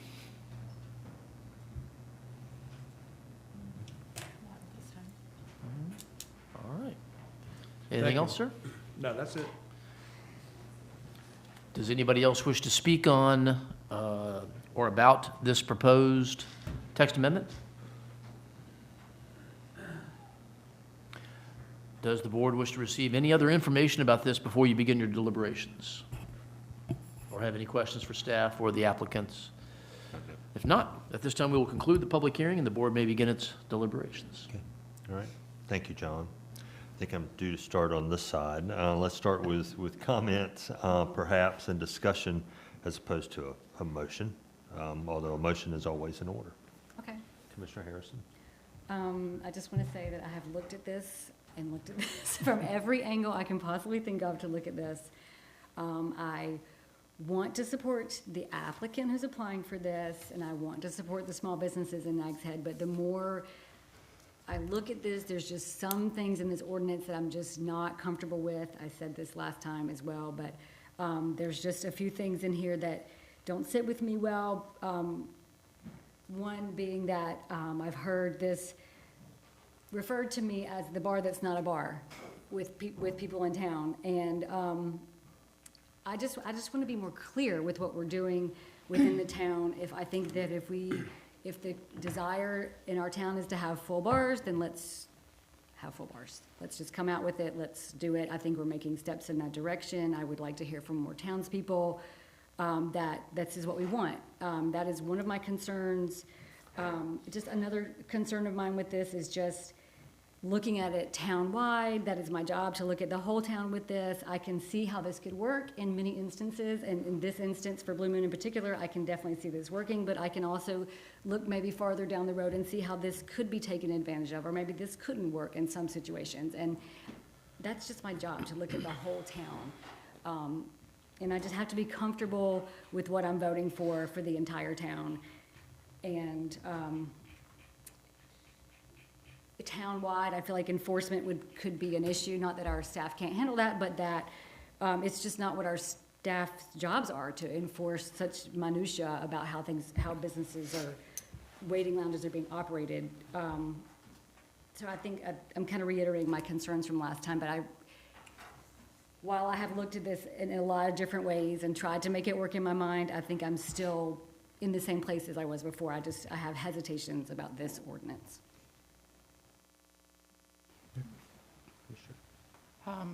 I feel that this ordinance doesn't just create a new use, it creates a path around policy that we've already put in place. If we believe that those policies matter, then they should apply consistency. Then we need to apply consistency, otherwise we risk undermining both. I want to support small businesses. If there was a way that every decision we made would make every small business happy, I would say sign us all up. I know we'd love to do it. I know that this business is a fantastic business. I know that this business will follow the rules put in front of them. I know that this applicant is a huge asset to our town, but when we're looking at a townwide text amendment, we can't look at the fantastic applicant in front of us. We have to look at the town as a whole. If people can walk in, order drinks, and socialize, it's a bar to me, no matter what we call it, whether we add facility at the end. We currently limit that to 15%, yet this would allow a separate structure that effectively would have a 100% bar. That's not consistent, and it's not fair to businesses that followed the rules. if we're interested in moving in the direction of allowing solid standalone bar-type uses, I want to have that discussion. I'm not saying I'm willing to do it or not willing to do it, but I want to have that discussion with much more public input. I think that's the right way to do it, and I don't think a workaround policy is the way to do it. Mr. Sanders. Me? I guess I feel a little differently. I mean, I kind of agree with staff and the planning board. I feel like there's been enough safeguards put into this that it could work. You know, full disclosure again, I do own a business with a lot next to it that I bought for parking. And these applicants have done the same thing. The only difference is they happen to have a building on theirs. And right now, their building sits empty, which I don't think is a great thing either. Problem, and it's a good problem to have. I got the same problem. You're really busy. You're really popular. You get a lot of people trying to get into a small space, and it creates problems for the business. There's nowhere to move. You can't get your food to the tables. You can't get somebody in there to get a drink. People hold the door open. The flies, you know, same thing I said last time. The flies come in, the air conditioning goes out, and it just creates a logistical nightmare. And nobody planned on this, so they're looking for a solution to the nightmare of their overcrowding in the restaurant and not enough room to park. Their parking's already solved. All these places have gone to looking at outdoors to have people wait, to try to shift them out of the restaurant, to move them to a different space to use. So, and it works to an extent, except when it's really hot, when it's raining, when there's biting flies outside, you know, all of the above. So I see this as, you know, a solution to a problem. And I agree with staff and with the planning board that there are enough safeguards in place that this will work. It is a special use permit. We can always look at it again if we feel like it's not working. There are concerns that people will just go here and have drinks. Well, you can do that in any restaurant on the beach right now. You can come into the place I own and just have a drink, and you don't have to eat. So I really don't think that that is what this is going to turn into. I think this is going to be pretty much a waiting area that closes pretty much after the restaurant closes. So that's where I stand. Thank you. Commissioner Ball.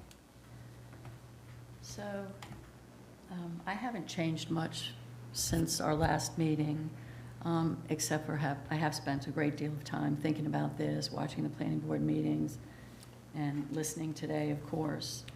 And I guess it comes down to, in order to approve this text amendment, one has to accept the premise that the restaurant and accessory waiting lounge or waiting facility, and we've changed the name, but it's still the same facility, is a unified development. So my opposition to this amendment begins there, because no matter how hard we try to, I think I've heard the term thread the needle throughout from several places, this is by definition two separate buildings, and in practice could certainly be two totally separate uses. I want to be clear that my opposition is not to the fact that in this particular request there's a road separating the buildings. It's irrelevant. I would oppose such development on a single parcel as well. But this amendment would apply all over our town, and for me, would present the same challenges across the street otherwise, but especially regarding enforcement. And I agree with Commissioner Harrison that in our staff, although they could do it, and I'm sure that the restaurant has all good intentions, but there is no guaranteed way to be sure that everyone who enters the waiting facility will also dine in the restaurant, regardless of all good intentions of the applicant, and I firmly believe that your intentions are really good. We would in fact be allowing a bar. I mean, you can walk in there and buy a drink, so, but only in a separate building near a restaurant, not in multi-tenant commercial buildings, which we've already talked about, which house many of our small, restaurants, of our restaurants in town, and are a consideration for me. So after many weeks of listening and studying, and I really appreciate all the hard work done by the applicant and staff and the planning board, I don't feel comfortable making this very significant change to our ordinance in this way. I believe that any change to our UDO and therefore to our comprehensive plan should be for the, to satisfy the development needs of the entire community and not be quite so narrow in focus. And I believe that a change of this magnitude should be more clearly defined as a bar, and that we should directly solicit public input allowing the use of standalone bars before proceeding. Thank you. Since where this is going, it's in my mind, we just created 2 categories where you can go and drink that don't help a restaurant solve its waiting problem.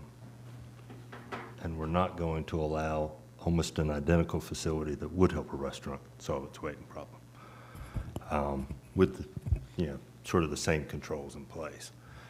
I want to say also thank you to staff and the planning board for, and the applicant for trying to create something here that was helpful and spending a fair amount of time and effort on it. So thank you. At this point, I'll entertain a motion. Well, can we just say that there's a difference between what we allowed earlier and what we're allowing now? I mean, I think we allowed earlier standalone beer and wine bars. Would be a full bar, and I think there's a distinction that we take it a little bit slower in our town to go forward with allowing full bars. Maybe that's the consensus that we reach, but I know there are 2 separate ordinances, but since you compared the 2, I just would like to say that there is a distinction between what we allowed earlier and what we potentially would be allowing with this. Understood. Okay. Thank you. There's one other thing that I've heard a couple times, Commissioner Sanders, you mentioned it, and at first on the face, I agree with it, where someone can go into another restaurant and get a drink and leave. They absolutely can, but your restaurant still adheres to those 15% rules. So you're still limited to those people coming in and getting a drink with those 15%. This would allow a bar that they don't have to adhere to that. So I don't know if that's necessarily an apples to apples comparison, but also when we're talking about this restaurant trying to solve their problem and this restaurant trying to do this, I can't help but say we're site specific now, and this is townwide. And not every restaurant that takes advantage of this will be doing it to alleviate a problem. They could just be simply taking advantage of a workaround to have a bar. And that's my big concern with this. Yeah, I get that, but also, they have a parking lot and an empty building and a nice air-conditioned place where people could actually wait, like older people that might not want to wait outside when it's so hot or when it's raining or when the flies are biting or all that kind of stuff. I mean, I totally understand where you're coming from, but I also totally understand where the applicant is coming from, too. For this site. And I kind of feel like staff has put enough safeguards in place that this could work and could solve a problem for a very popular place. Again, not to be site-specific. Restaurants have waiting problems Yes. in town. We're not finding a way to help them resolve that problem. All right, a motion would be in order.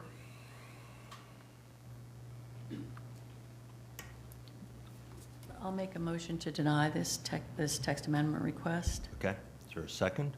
I'll second. I have a motion and a second. Is there any further discussion? Hearing none, all in favor of the motion to deny, say aye. Aye. Opposed, nay? Nay. Nay. Thank you. All right, let's take a 10-minute recess and come back.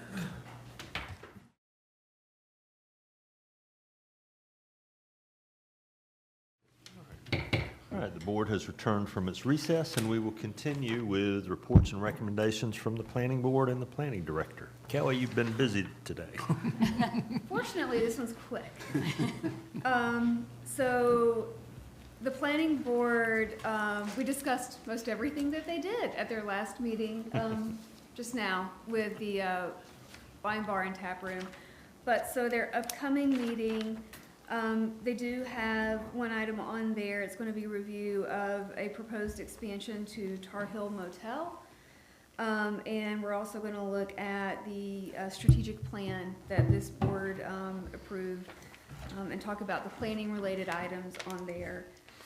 From the septic health and the decentralized wastewater management plan side, the Septic Health Advisory Committee did meet and discussed outreach and some different efforts there. One thing that staff is very encouraged by is that our revised mailer, which is up on the screen, has gone out, and I think most people have received theirs. It's still kind of trickling out, but last week when I wrote this report, we had received 30 new requests for septic inspections just based upon receiving that mailer. Oh.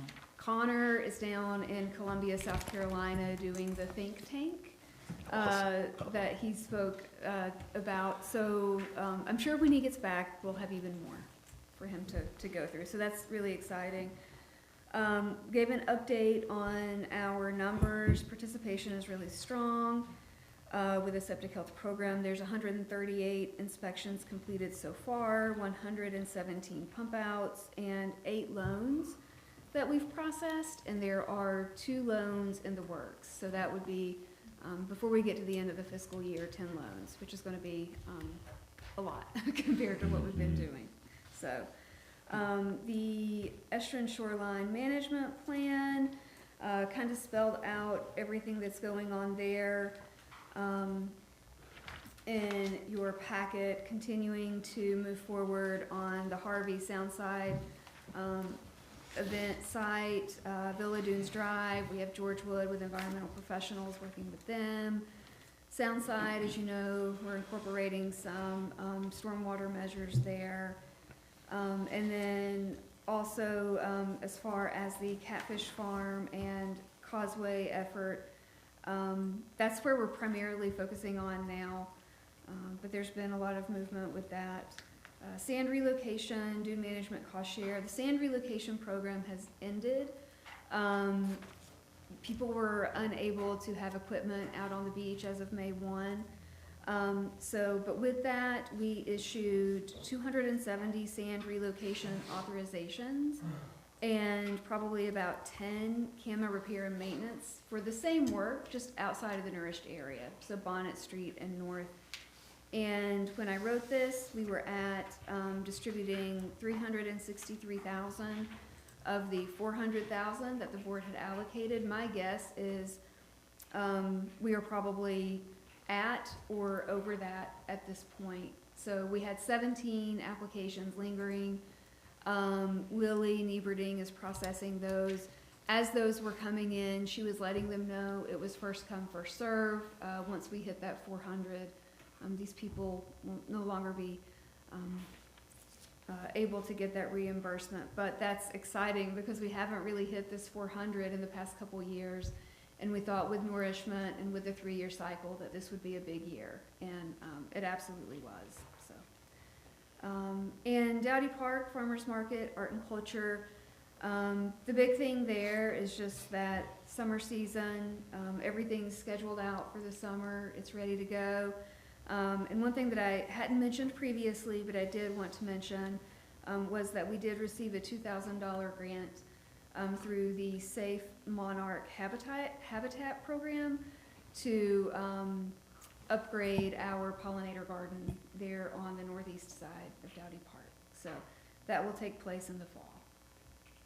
And that's all I have as far as the report. Happy to answer any questions that you have. No questions. I just want to say I had another reason to talk to Andy when we got the flyer in the mail, and I had to say, really well done.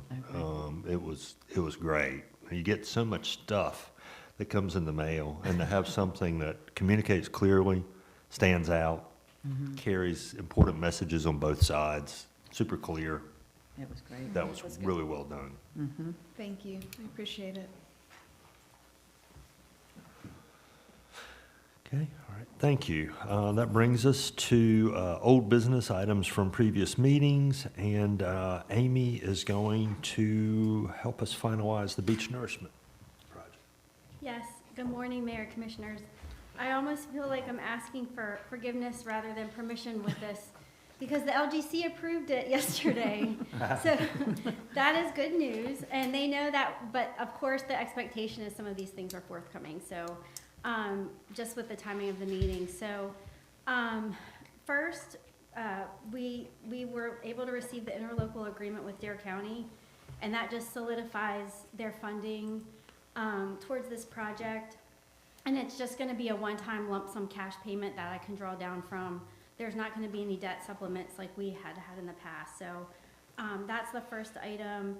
The second is the resolution, and this is way above my head. It was prepared by our bond attorneys, but it does outline the financing terms and the amount of interest in the bank, and so it just solidifies the banking agreement, if you will, with Webster Bank, who bought the bonds.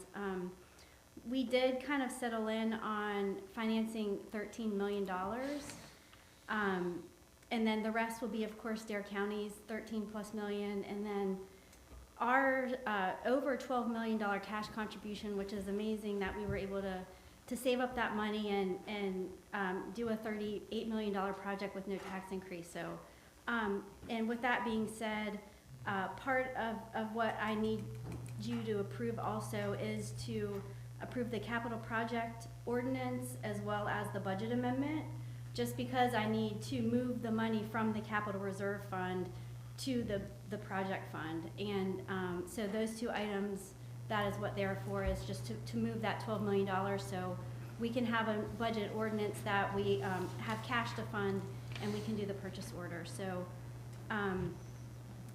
this is kind of anticlimactic, I guess, but this is it. All right, very good, thank you. Any questions for Amy? All right, then let's start with the motions. The first motion in order would be consideration of the interlocal agreement with Dare County and to approve the interlocal agreement. I make that motion. Second. I have a motion and a second. Any further discussion? Hearing none, all in favor signify by saying aye. Aye. Aye. Opposed? Thank you.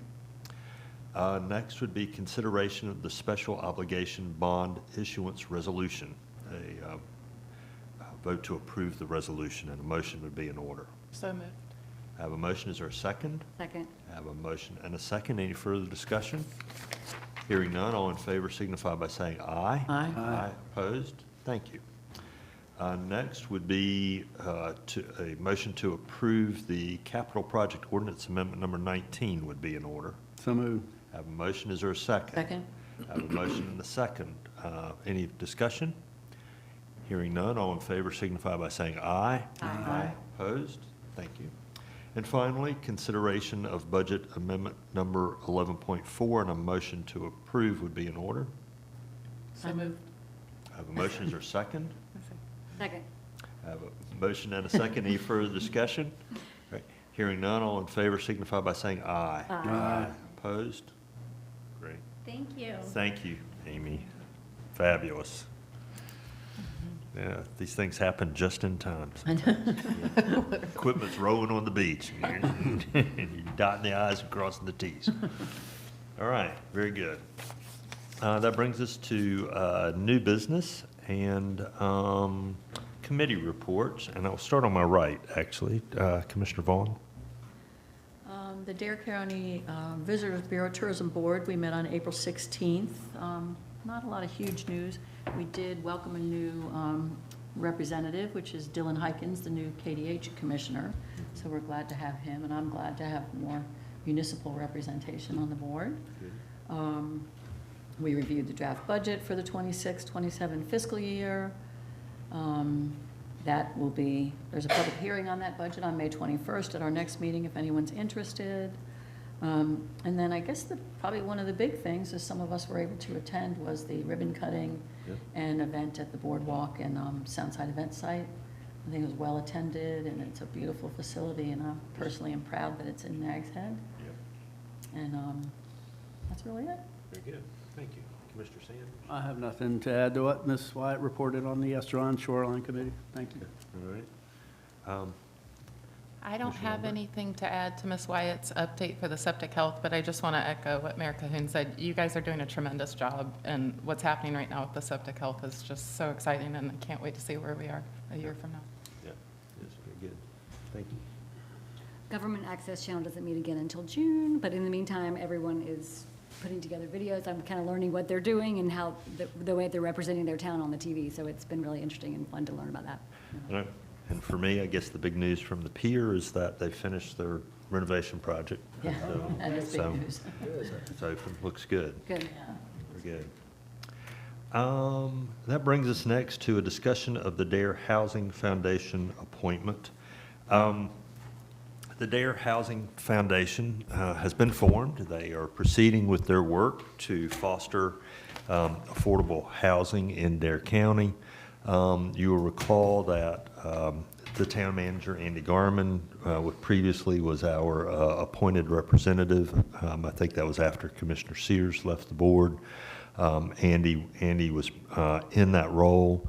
There was a little bit of discussion among the board about it being more appropriate for one of the elected members of the board to fulfill that role. And so today we need to appoint a board member to the Housing Foundation. I understand that there is an interest. I'd like to make a motion to appoint Commissioner Sanders. All right, thank you. Is there a second? Second? There's a motion and a second. I trust you're willing. Yes. Okay. All right. You always need to ask. That's good. Well, thank you very much, Thank you. Commissioner. It'll be good to have the town continue to be engaged in the good work of the foundation. So was that made in the form of a motion? Yes. Yes. Okay, so I have a motion and a second. All in favor signify by saying aye. Aye. Aye, opposed? All right. Thank you, Commissioner Sanders. Appreciate that very much. That brings us to consideration of a water operations distribution floater position, and Nancy.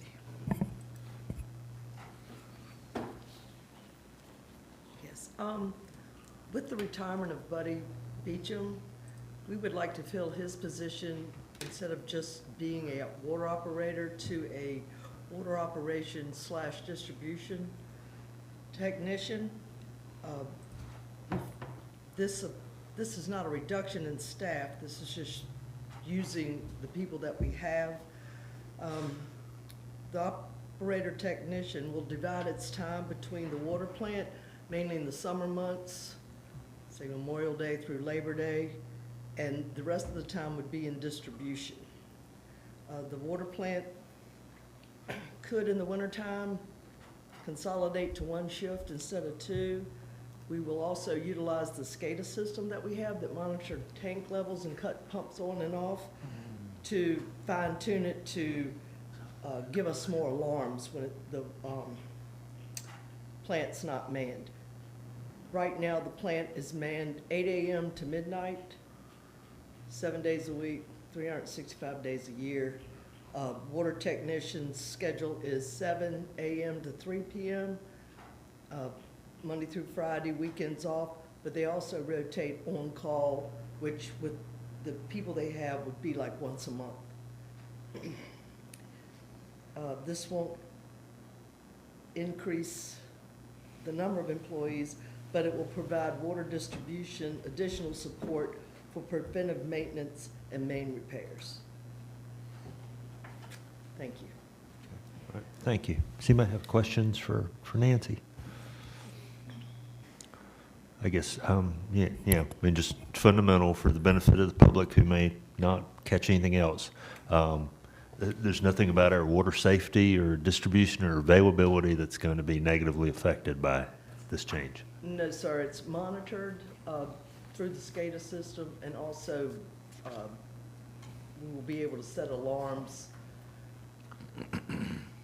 for anything that trips a pump or something like that. But right now, from midnight to 8 a.m., nobody's there. And Dare County has a number to, people could call Dare County. Dare County has the water superintendent's phone number, and also has the on-call distribution phone's number and the water distribution superintendent and my phone number. So they have people to call if something happens and someone sees it, water break. All right, very good. Thank you, Nancy. Thank you. And Andy, to clarify, which parts of this do we need to vote on? Do we need the? I think you should vote on the pay plan and then the revised organizational chart. Those are the two things that the board typically approves. Okay. All right, then a motion to approve the revised Public Works Water Organizational Chart would be in order. So moved. I have a motion. Is there a second? Second. I have a motion and a second. Any further discussion? Hearing none, all in favor say aye. Aye. Opposed? All right, thank you. And the second would be to approve the modification to the pay plan and schedule. I'll make that motion. All right, thank you. I have a motion. Is there a second? Second. I have a motion and a second. Any further discussion? Hearing none, all in favor say aye. Aye. Opposed? All right, thank you very much. That brings us to consideration of appointments and reappointments to boards and committees. We have a occurring vacancy on the planning board, and we do have a candidate list, and we have a candidate who I understand to be interested in being reappointed. So a nomination would be in order. I'll nominate Dave Elder to be reappointed to the planning board. All right. Second? Thank you. I have a motion and a second. Any further discussion? Hearing none, all in favor say aye. Aye. Opposed? Thank you. And as well to the Personnel Grievance Panel.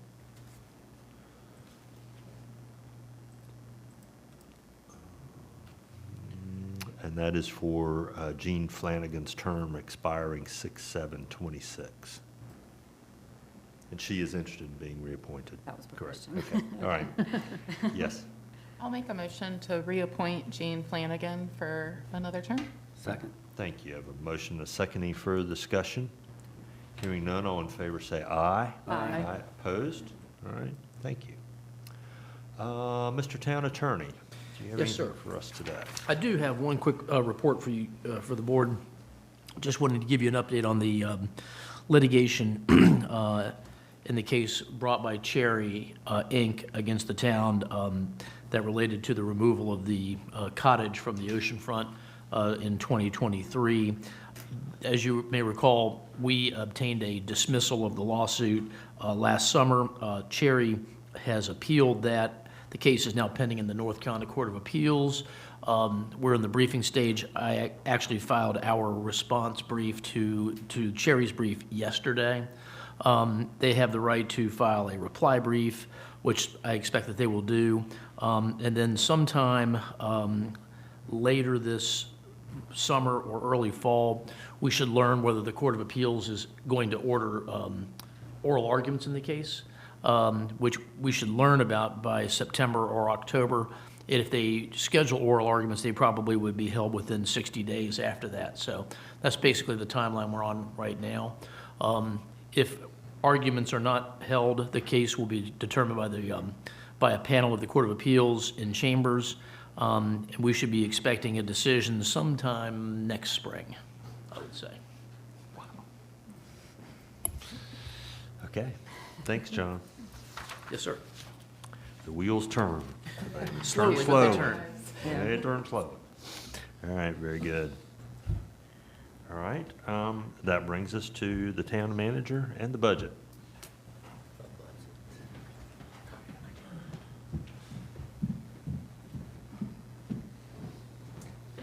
I'll pause.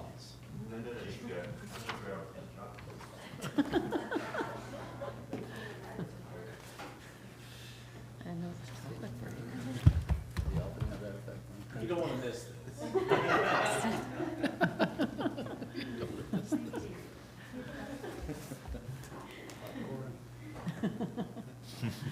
Yeah. Right.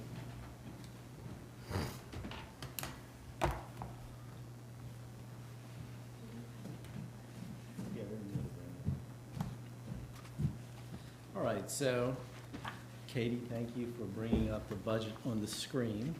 I just wanted to show the board and the public, we do have the budget published on the town's website. So maybe could you go back to the actual landing page just to show folks where they can find the budget on our website?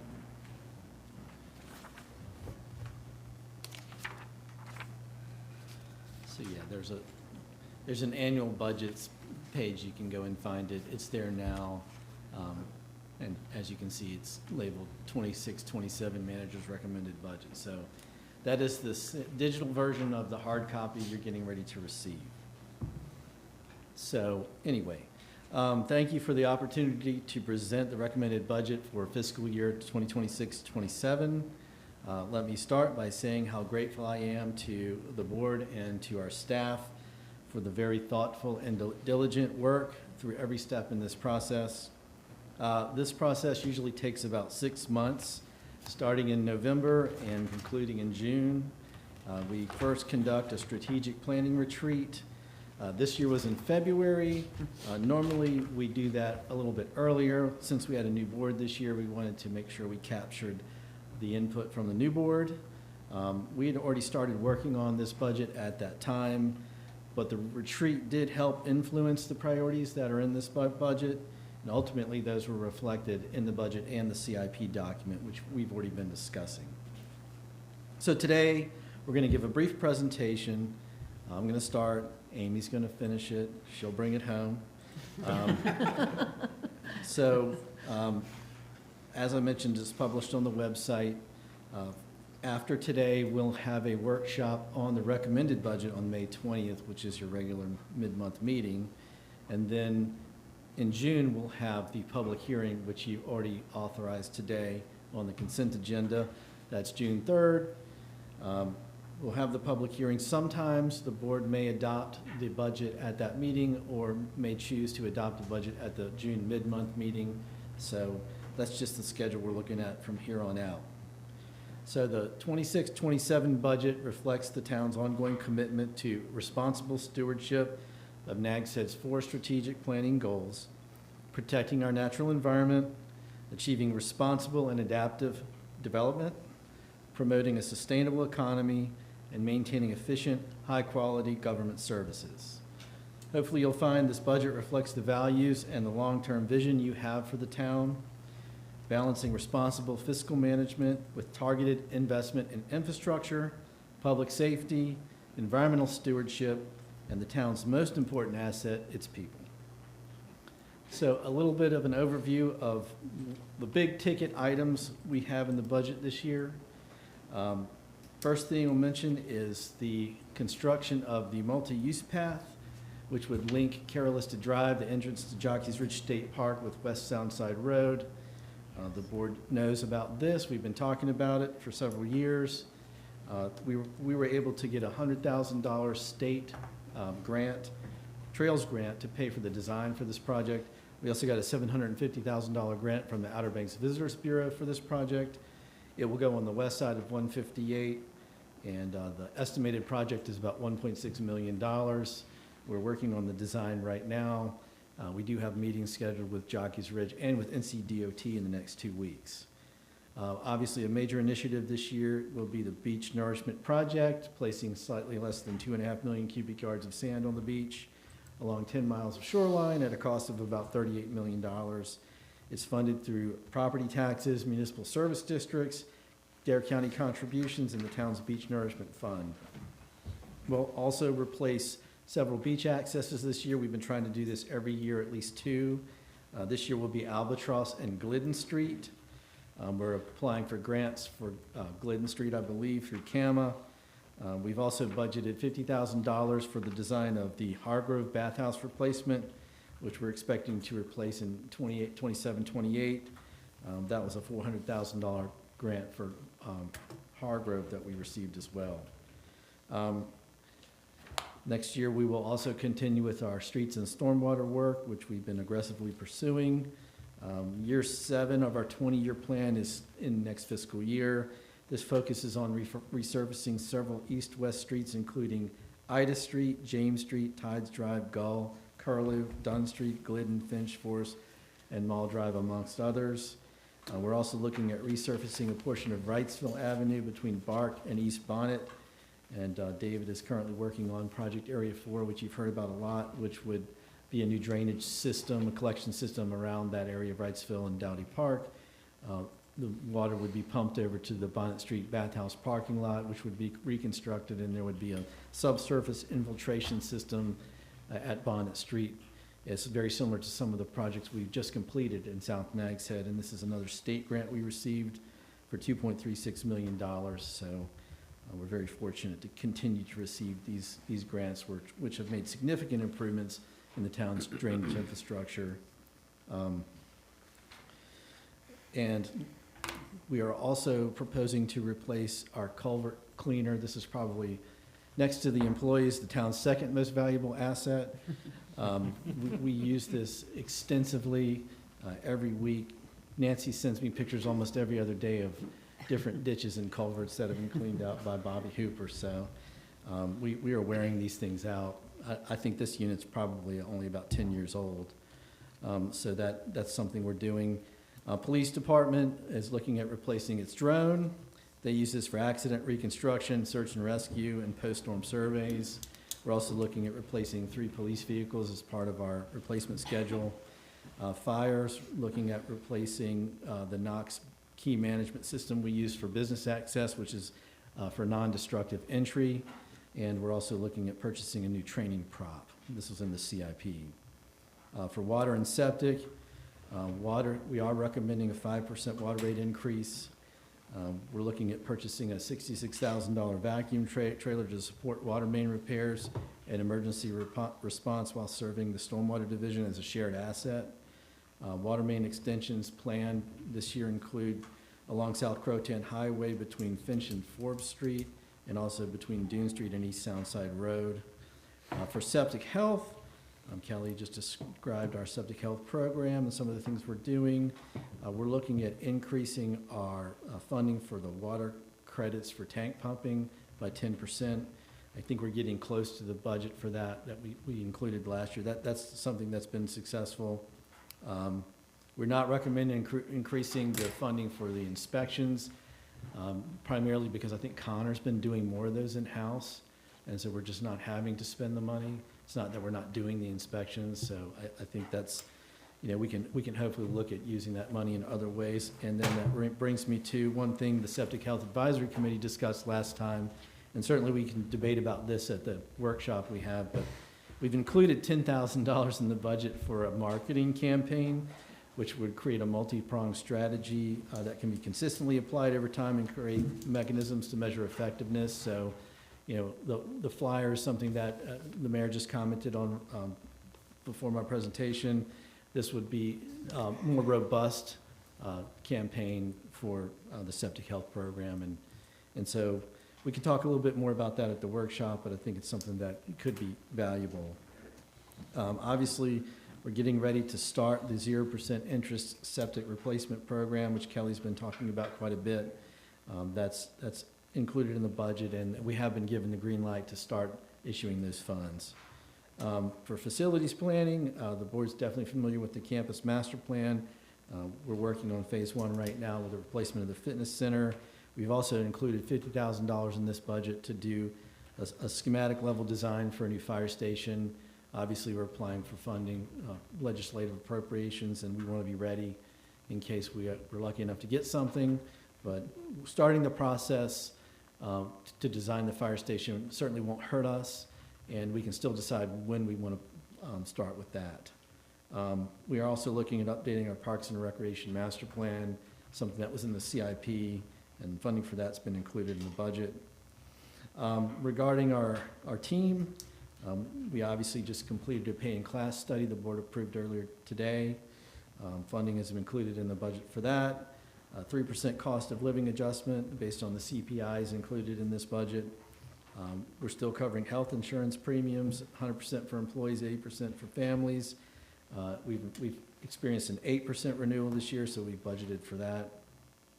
Still including career progression, performance-based merit, and within grade pay increases in the budget. Obviously maintaining the 5% 401K contribution with no required employee match. The budget does include new heavy equipment operator position for facilities maintenance. We've also included a part-time year-round event planning position. There is a new human resources assistant position that we've included in the org chart, but it's not adding headcount, it's just sort of reorganizing some existing staff, so no budgetary impact with that. And something that came up with our TAG group and with this pay and classification study is we're adding some mental health counseling services. We're actually putting someone on retainer that can help mainly with public safety, but also with other team members who have things that happen where they need assistance in a rapid, progression. So, so in closing my part, Amy's still got to do hers. We're not proposing a tax rate increase this year. Certainly after what we did last year, we ended up adopting a rate higher than the revenue neutral rate. I certainly thought this budget year would be easier than it was. We did have to sharpen our pencils quite a bit this year to create a balanced budget with no tax increase. Some of the things we discussed at your workshop last month didn't make it into the budget, and so we'll go over that with you at the May 20th workshop. Amy's going to talk a little bit about sort of comparing last year's budget to this year, also forecasting what we expect for 27, 28. She can talk a little bit about some of the cost pressures that we continue to experience with the budget. And last but not least, I need to go ahead and thank everybody. This budget is a team effort. Individuals who provide invaluable assistance are Amy primarily, and we also have Stephen Panero, our new Deputy Finance Director, Roberta, Jan Mielke, our Human Resources Director, all of our department heads, all of our departmental, a large majority of our departmental staff all work on items for the budget. So it is a team effort, and I think they do a great job. I just needed to say that. And thanks again to the board for all your time and effort helping us work through the budget and the strategic plan. So I'll pass out hard copies while Amy starts her presentation. Thank you, Andy. Thank you, Andy. Thank you again. I'll try to make this brief. I feel like I wrote a lot because I want to say a lot, but I don't know. The words just kept coming to my head. But anyway, so Andy just kind of gave you a high-level overview of the message and the town manager's message. But I do want you, hopefully, to direct you to read some other parts of the budget that I find very interesting. And these include discussions on the fund balance, revenue assumptions, long-range financial planning. These sections are required from the Government Finance Officers Association in order to have a more transparent budget. And we will be submitting this budget to the GFOA to ensure that we do prepare a budget to the highest quality that reflects best practices. And according to their website, they only have about 1,900 budgets that are submitted, and ours is one of them. So I'm proud that we're part of that. So just kind of, again, picking up where Andy left off with his message, I want to discuss some items that have driven and impacted this budget and looking ahead into future budgets as we do prepare a 2-year budget. Andy talked about some things we're doing for employees, and of course, one of our biggest, we talked about last year is the health insurance. Last year we had a $400,000 increase, and this year we had a $180,000 increase, which was 8%. And we were told by our broker that that's very good, and anything less than double digits is good. So we'll take that as a win, but nonetheless, it is, a cost that we're absorbing. The second thing, it's out of our control, is the local government employees retirement system. This is the town's required contribution to our employees for retirement. This number is set by the state treasurer's office. It's very much in line with other municipalities. I remember the day, back in the day, it used to be less than the FICA tax, which is 7.65. Now it's double that.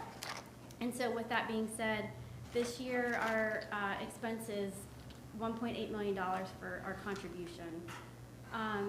For shared revenues, I'll talk about that. Last year, not to beat a dead horse, but last year you might remember that we had a budget shortfall with our sales, occupancy, and land transfer tax. I think we were pretty transparent about that with the board during our budget process last year. So basically the budget last year, well, what year are we in now? 25. I'm working in like several years now, but so during that year, we had budgeted our expenditures to that higher level, but our revenues weren't meeting that. So we were able to figure out how to close that gap. We did, our fund balance did drop, but we were still within policy. So we had to figure out how to close that gap in other ways without cutting expenditures and still operating at that high level of expenditures. Well, with that being said, we're still operating at that high level of expenditures. Nothing's been cut, and the revenues simply aren't keeping pace. So like I said, we kind of got creative with how to make up for that shortfall, did use fund balance. We were able to balance the budget with some one-time sources, including appropriating fund balance, using more capital investment fund balance than we're putting into it, which is kind of the whole purpose that we have it. And then this year we're completely draining, well, for the most part, draining our POW bill fund balance that we have to pay for the 2027 project. It's $300,000, so we're not using general fund money per se for that project. It's all being used from the money the state gives us. So that is one way we were able to balance the budget. But using these one-time revenue sources, they signal that we have reoccurring expenses without a reoccurring revenue source to match it. And this, to me, sends a message that revenues need to be adjusted. In 2028, there is a 2-cent tax increase, but I just want to let the board know, especially for our new members, even though we're having a 2-year budget, like we can only adopt 1 year at a time. So the 2028 budget, we're not asking you to adopt it. We can only adopt the 2027 budget, but it's for a planning tool for discussion. So even though it's in there, we're not beholden to it. It's just kind of, like I said, for planning purposes.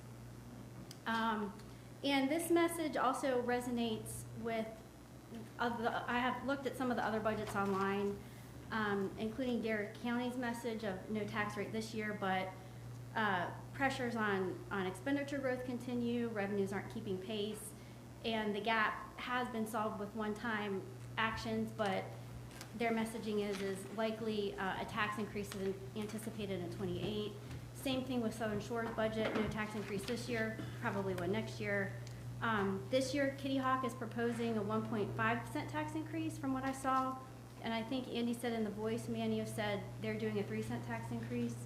And I couldn't find any of the other ones. I tried to find all of them. But so when other towns in the county are planning on do this, it means that their levies go up, right?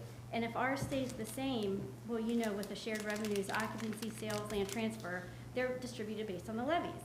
So we lose a piece of that pie if everybody else raises their taxes. And I mean, I feel like we need to do it just because of all the reasons I've outlined, but it's twofold because we're also losing money if we know everybody else is gonna do it. We're gonna lose a piece of that pie, which I think we illustrated that when we did the budget last year. But and of course, the big change in the budget this year, the reason for the percentage change is the debt service on the beach nourishment, $3.1 million.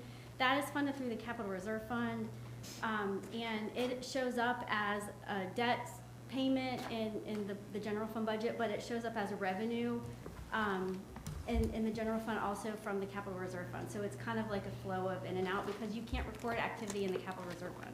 It only can hold money. So that is the general fund part. Did we say how much it was? The what was? The general fund, the budget. Oh, I don't know. Let me open it up. 36 or 30? 35. Okay, sorry. Details. I'm pulling it up right now. In the chart. $35,690,130. So that is our budget ordinance for this year, compared to 32 million from last year. And again, that main component is the debt service for the beach nourishment.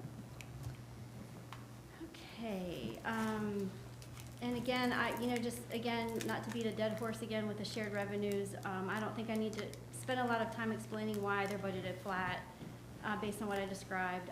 And that's really just based on the current data of what we're receiving and trends from the past couple years. And, the League of Municipalities, Dare County, everybody's like, messaging is all the same. And so I know, talking about the water fund, Andy talked about the 5% increase. Looking ahead, we have some heavy hitters in 28, so that's kind of a whole nother budget discussion outside of this, but we have the integrated plan with streets and stormwater and pedestrian projects and water lines. So that is in our, all these items are in our CIP, but we have some engineering costs for asbestos cement pipe replacements in 2028, as well as Vista Colony water line replacements. We've tried to get grants for these projects. We're still trying to get grants for these projects, but I just feel like for transparency purposes, wanted to mention it. It is in our CIP as we're funding it. So, and the other thing that's not in our CIP, and again, this is in 28, is I talked a little bit about the master plan that we're working on, and we're finalizing it this year. And right now, we're engineering. We have paid engineers to do engineer Gall Street and A Street for the station improvements, and we did not put that in the budget or the CIP just because we're not comfortable with knowing how much it's going to cost. So in the past CIPs, that's showed up in the 28 budget as well. So just, kind of reiterating how we're planning, incrementally for these things. And again, it'll be part of a bigger discussion for the budget next year. And Andy, I don't know if you want to conclude or if there's anything I left out. But I think we're pretty proud of this budget that, it's delivering for the community, advancing infrastructure, and of course, invest in employees with our total rewards that we're also evaluating. And again, no tax increase in 27, but I think the messaging is, and not just our messaging, we can get by this year, but probably need to look at next year. And of course, we want to thank everybody, and of course the board. So. Yeah, I think especially with the capital, and I've alluded to this before, but we're working on a lot of different things right now. The board heard a presentation last month about the stormwater master plan. That's going to be finalized over the next 6 months. We're doing a water system master plan.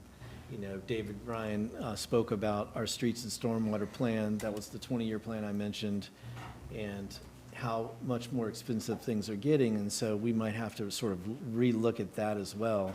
So when you consider all of those things, and coupled with the fact that we're trying to get some appropriations, we don't really know where we stand. We've got a lot of things I think we need to figure out in the coming year. And so I think, probably going to need to do a little bit more mid-year budget planning, more so than we've done in the past few years, to sort of revamp our CIP and then look at some of these long-term cost pressures. And next year's budget might look a lot different than this year's, but a lot of pencil sharpening I forecast for the next year. But really appreciate the board's consideration of this, and if you have questions, certainly ask those, forward them to me. You have a copy of the budget.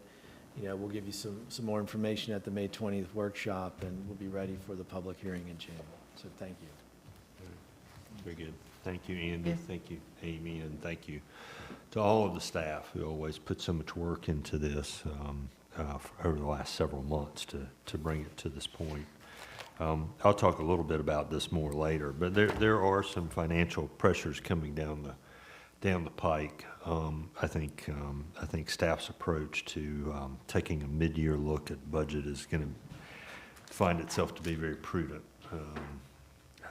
While perhaps the local tourism economy remains robust, inflation and then the reluctance of government up the chain to implement taxes and share money with the municipalities is just putting more and more pressure on the municipalities themselves to do the things that they have to do. All right, that brings us to a beach nourishment update. Who's doing this, you or David?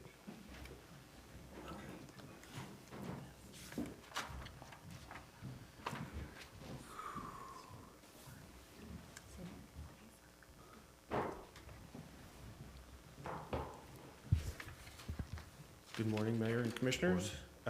Just wanted to go ahead and pass along an update of the recent progress that we've made towards the beach nourishment project and what we can expect here in the upcoming weeks as we get closer towards construction. All right, so there's been a lot of pre-construction activity that has occurred here recently. Here up on the screen, I've got a photo of the landing point down in South Nags Head, down at Camelot Street, that occurred here within the past couple of weeks.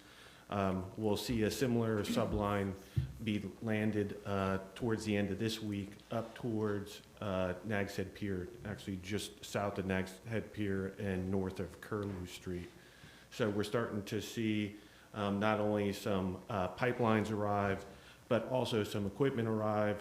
I don't know if you saw this morning, but there was a loader delivered to Conch Street, which will aid in that subline landing later this week. Equipment has been delivered down to Ramp 1, and we anticipate additional equipment to be mobilized here next week down at Junco Street. There was a beach condition or a pre-construction survey that was just recently completed. That's now in the hands of our coastal engineers. They're going through that information to refine the design. Part of that will be to look at the two add alternates or the additional 200,000 cubic yards of sand and making recommendations on where that should be placed, as well as moving towards the issuance for the actual construction plans themselves.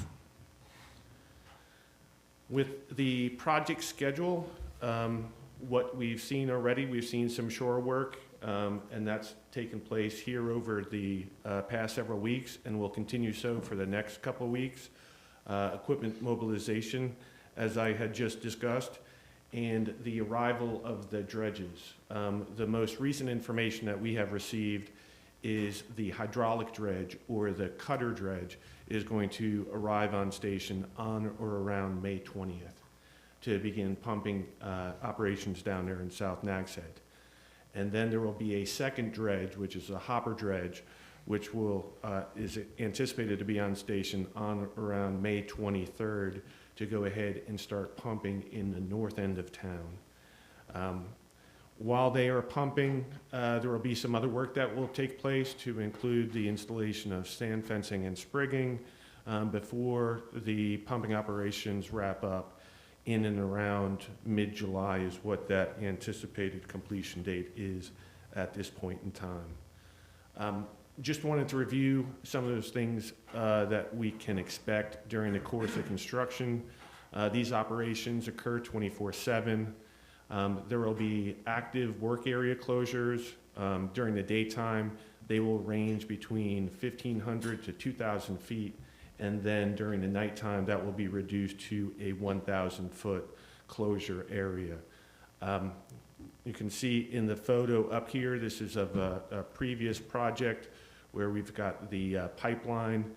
There's sand ramps that are spaced at 500-foot intervals, and they're also located at the public beach accesses to go ahead and provide a means of travel for those recreational users to the ocean front. And lastly, the beach fill operations, they're anticipated to last about 2 to 4 days in any one area. In the north end, that will probably be more like 1 to 2 days. And when you get down south where you have a larger fill volume section, you're probably going to see more in the 3 to 4 day range based upon the rates that they have projected to be able to place that sand. I thought it would be beneficial to go ahead and bring up a map that shows some of the locations of where this work is going to take place. This is in the south end of town. the landing point is at Camelot Street. And initially, they will be working with beach fill operations towards Junco Street, which is going to be one of their staging areas. So they're going to fill out that area shown here in green before they go ahead and flip it, and then they will work southwards to fill this area that's been highlighted in orange. And like I had mentioned before, down here at Ramp 1, that will be one of their staging areas, as well as up here to the north at Junco Street. Up in the north end of town, their main staging area will be the Conch Street beach access. And as I had mentioned, what's highlighted here in red is the pipeline corridor, and that landing point is somewhere between Curlew Street and Nags Head Pier, and they will work to go ahead and fill out north up towards Bonnet Street before they go ahead and flip that line and work south. This is one of the things that we've been able to work out with the contractor. Initially, they were going to work south in the south end of town and then proceed north. But due to our concerns about the 4th of July holiday, they were able to go ahead and modify their locations and their sequencing for the beach fill operations. Essentially, once they fill out that area, they will then use the pipeline landing in the 4200 block of South Virginia Dare Trail. There is a landing point kind of using St. Andrew's Church as a reference point. They will work north, as shown here in green, and then work south down towards Enterprise Street, which will be another location where they have for a staging area. And the final landing point for the hopper dredge will be just south of the Epstein Street bathhouse, and they will work in a similar direction where they'll work north, as shown in green, and then south, as shown here in orange. While the hopper dredge is working up north, the cutterhead dredge will be working down south. As I had shown before, the landing point is Camelot Street, and they'll work in that section, like I said, north, then south, then back north again, as shown in this muted green area, before they jump up to their next landing point, which is up around Hargrove Street beach access, and they will work north and then south, and with that, the two beach fills areas will go ahead and merge between the cutterhead and the hopper dredge operations. Somewhere up around Glidden Street is what is anticipated. So just wanted to go ahead and just give an overview as to what we can expect, what the sequence is going to look like, and where the operations will take place first for the project. And I'll be glad to answer any questions that you have. All right. Questions, folks? It's a great explanation, thank you. I know, Yeah. it's helpful. Yeah. In terms of the add-on, I think I remember, is that necessarily going to be added on, or we won't know until we see the results of the survey? So once we receive the survey, the process that the engineer will take with the town is looking at any areas within the template that do not meet our level of protection. Okay. And so if all the level of protection is met throughout the project area, then they would consult with us on where we could go ahead, or where we think is best suited for that. Originally, when we talked about this, we were looking at areas in Reach 1 and Reach 2 to improve the recreational beach width.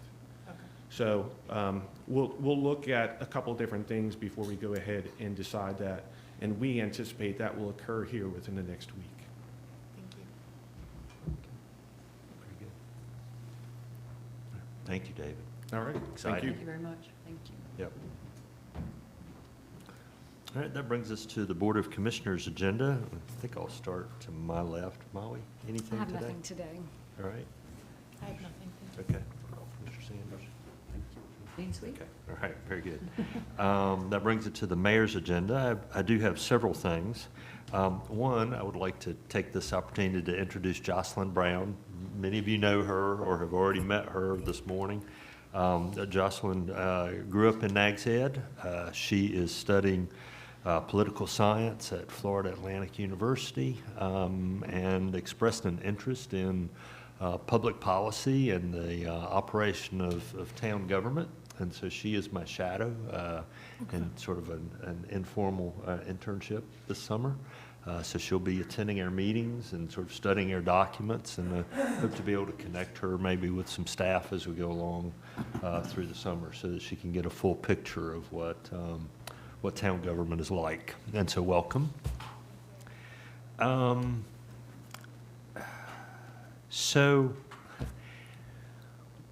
We have a legislative visit scheduled next week.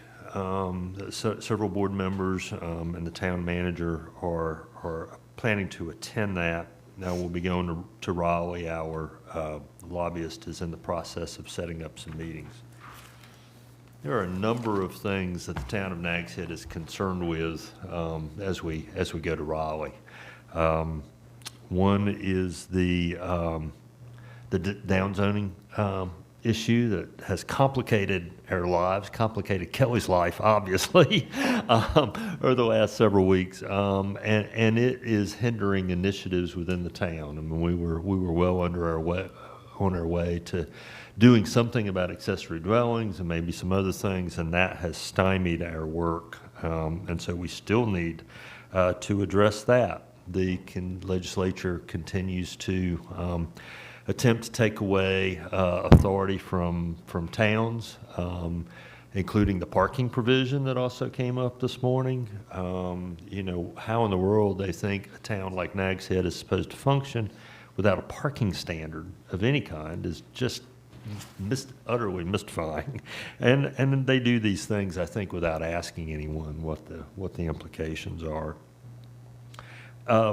There is a filing to do away with the no hardened structures provision on the beach, which has been of long standing and is of concern to the town in a number of ways.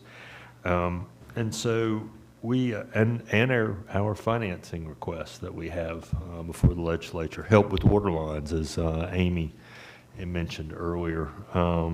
And so, you know, we talked a little bit about the budget and the budget difficulties that are coming down the line because, you know, the North Carolina legislature is so anti-tax that they don't even tax a reasonable amount so that they can do their job.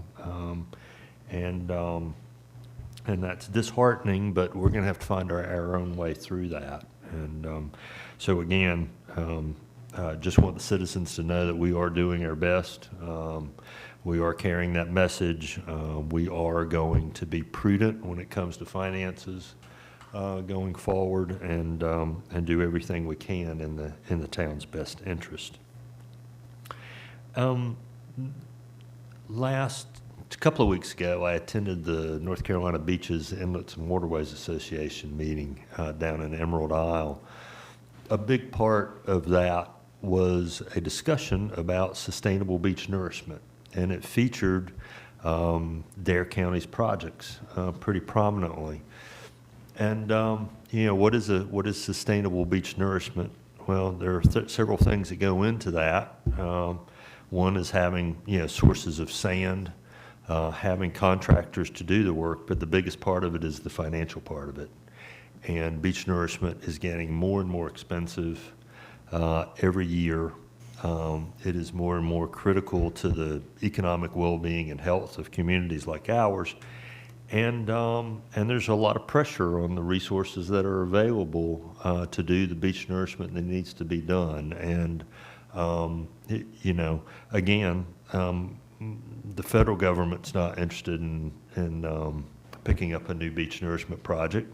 They may not help us repair our beach nourishment project if it's damaged by a storm, and the state is not seemingly interested in helping us fund beach nourishment to any great degree. And so that all points to the town of Nags Head going it alone to a greater and greater degree as we go forward through the years, unless that context changes. But I think we positioned ourselves several years ago for that by adopting new municipal service districts so that we had a broader footprint for financing the projects. But again, that points to a concern that going forward that is going to fall more to us.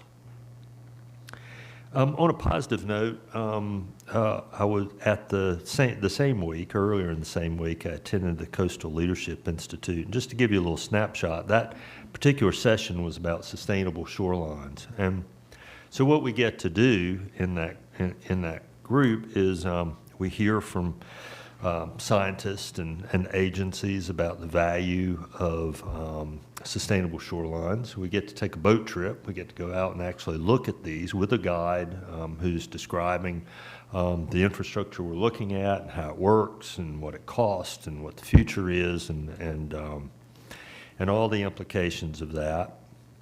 And then we get to sort of sit down and have a follow-up discussion, and it's a very rich kind of experience. And in the town, we have some sustainability projects coming up. We're getting ready to build our shoreline shortly. And in our retreat, the board talked about doing a better job of telling our story, our success stories. So after that, I spoke with Andy, and a possibility is for us when we're presenting when our sustainable projects are underway, is to sort of do a miniature version of that, which is to invite the public, invite school children, maybe when our engineer is here doing an inspection anyway, have a little discussion about the viability, the value of doing a project like building a shoreline, and then few refreshments and sends people on their way. And I think it would be part of that storytelling. Part of that also is Nags Head being a leader and an advocate in the greater world for more communities to sort of take up that kind of work and to demonstrate the value of that sustainable work. And so hopefully we'll get to maybe do some things like that are sort of minimal extra effort, but really could be fun. Really could be fun. So that's all I have for now. Did everybody get a chance to speak? Did I interrupt? Okay. All right. Thank you. All right. And so before we go into closed session, is there any other business to come before the board? Nobody's really waiting for any other business anyway. All right, if there is no other business, then a motion to go into, I will make the motion that we go into closed session to consider applications for the Nags Head Lightkeeper and Nags Header Awards pursuant to General Statute 143-318.11A2. So moved. Second. Have a second. All in favor say aye. Aye. Aye. Opposed? All right. Thank you. Board will be in closed session.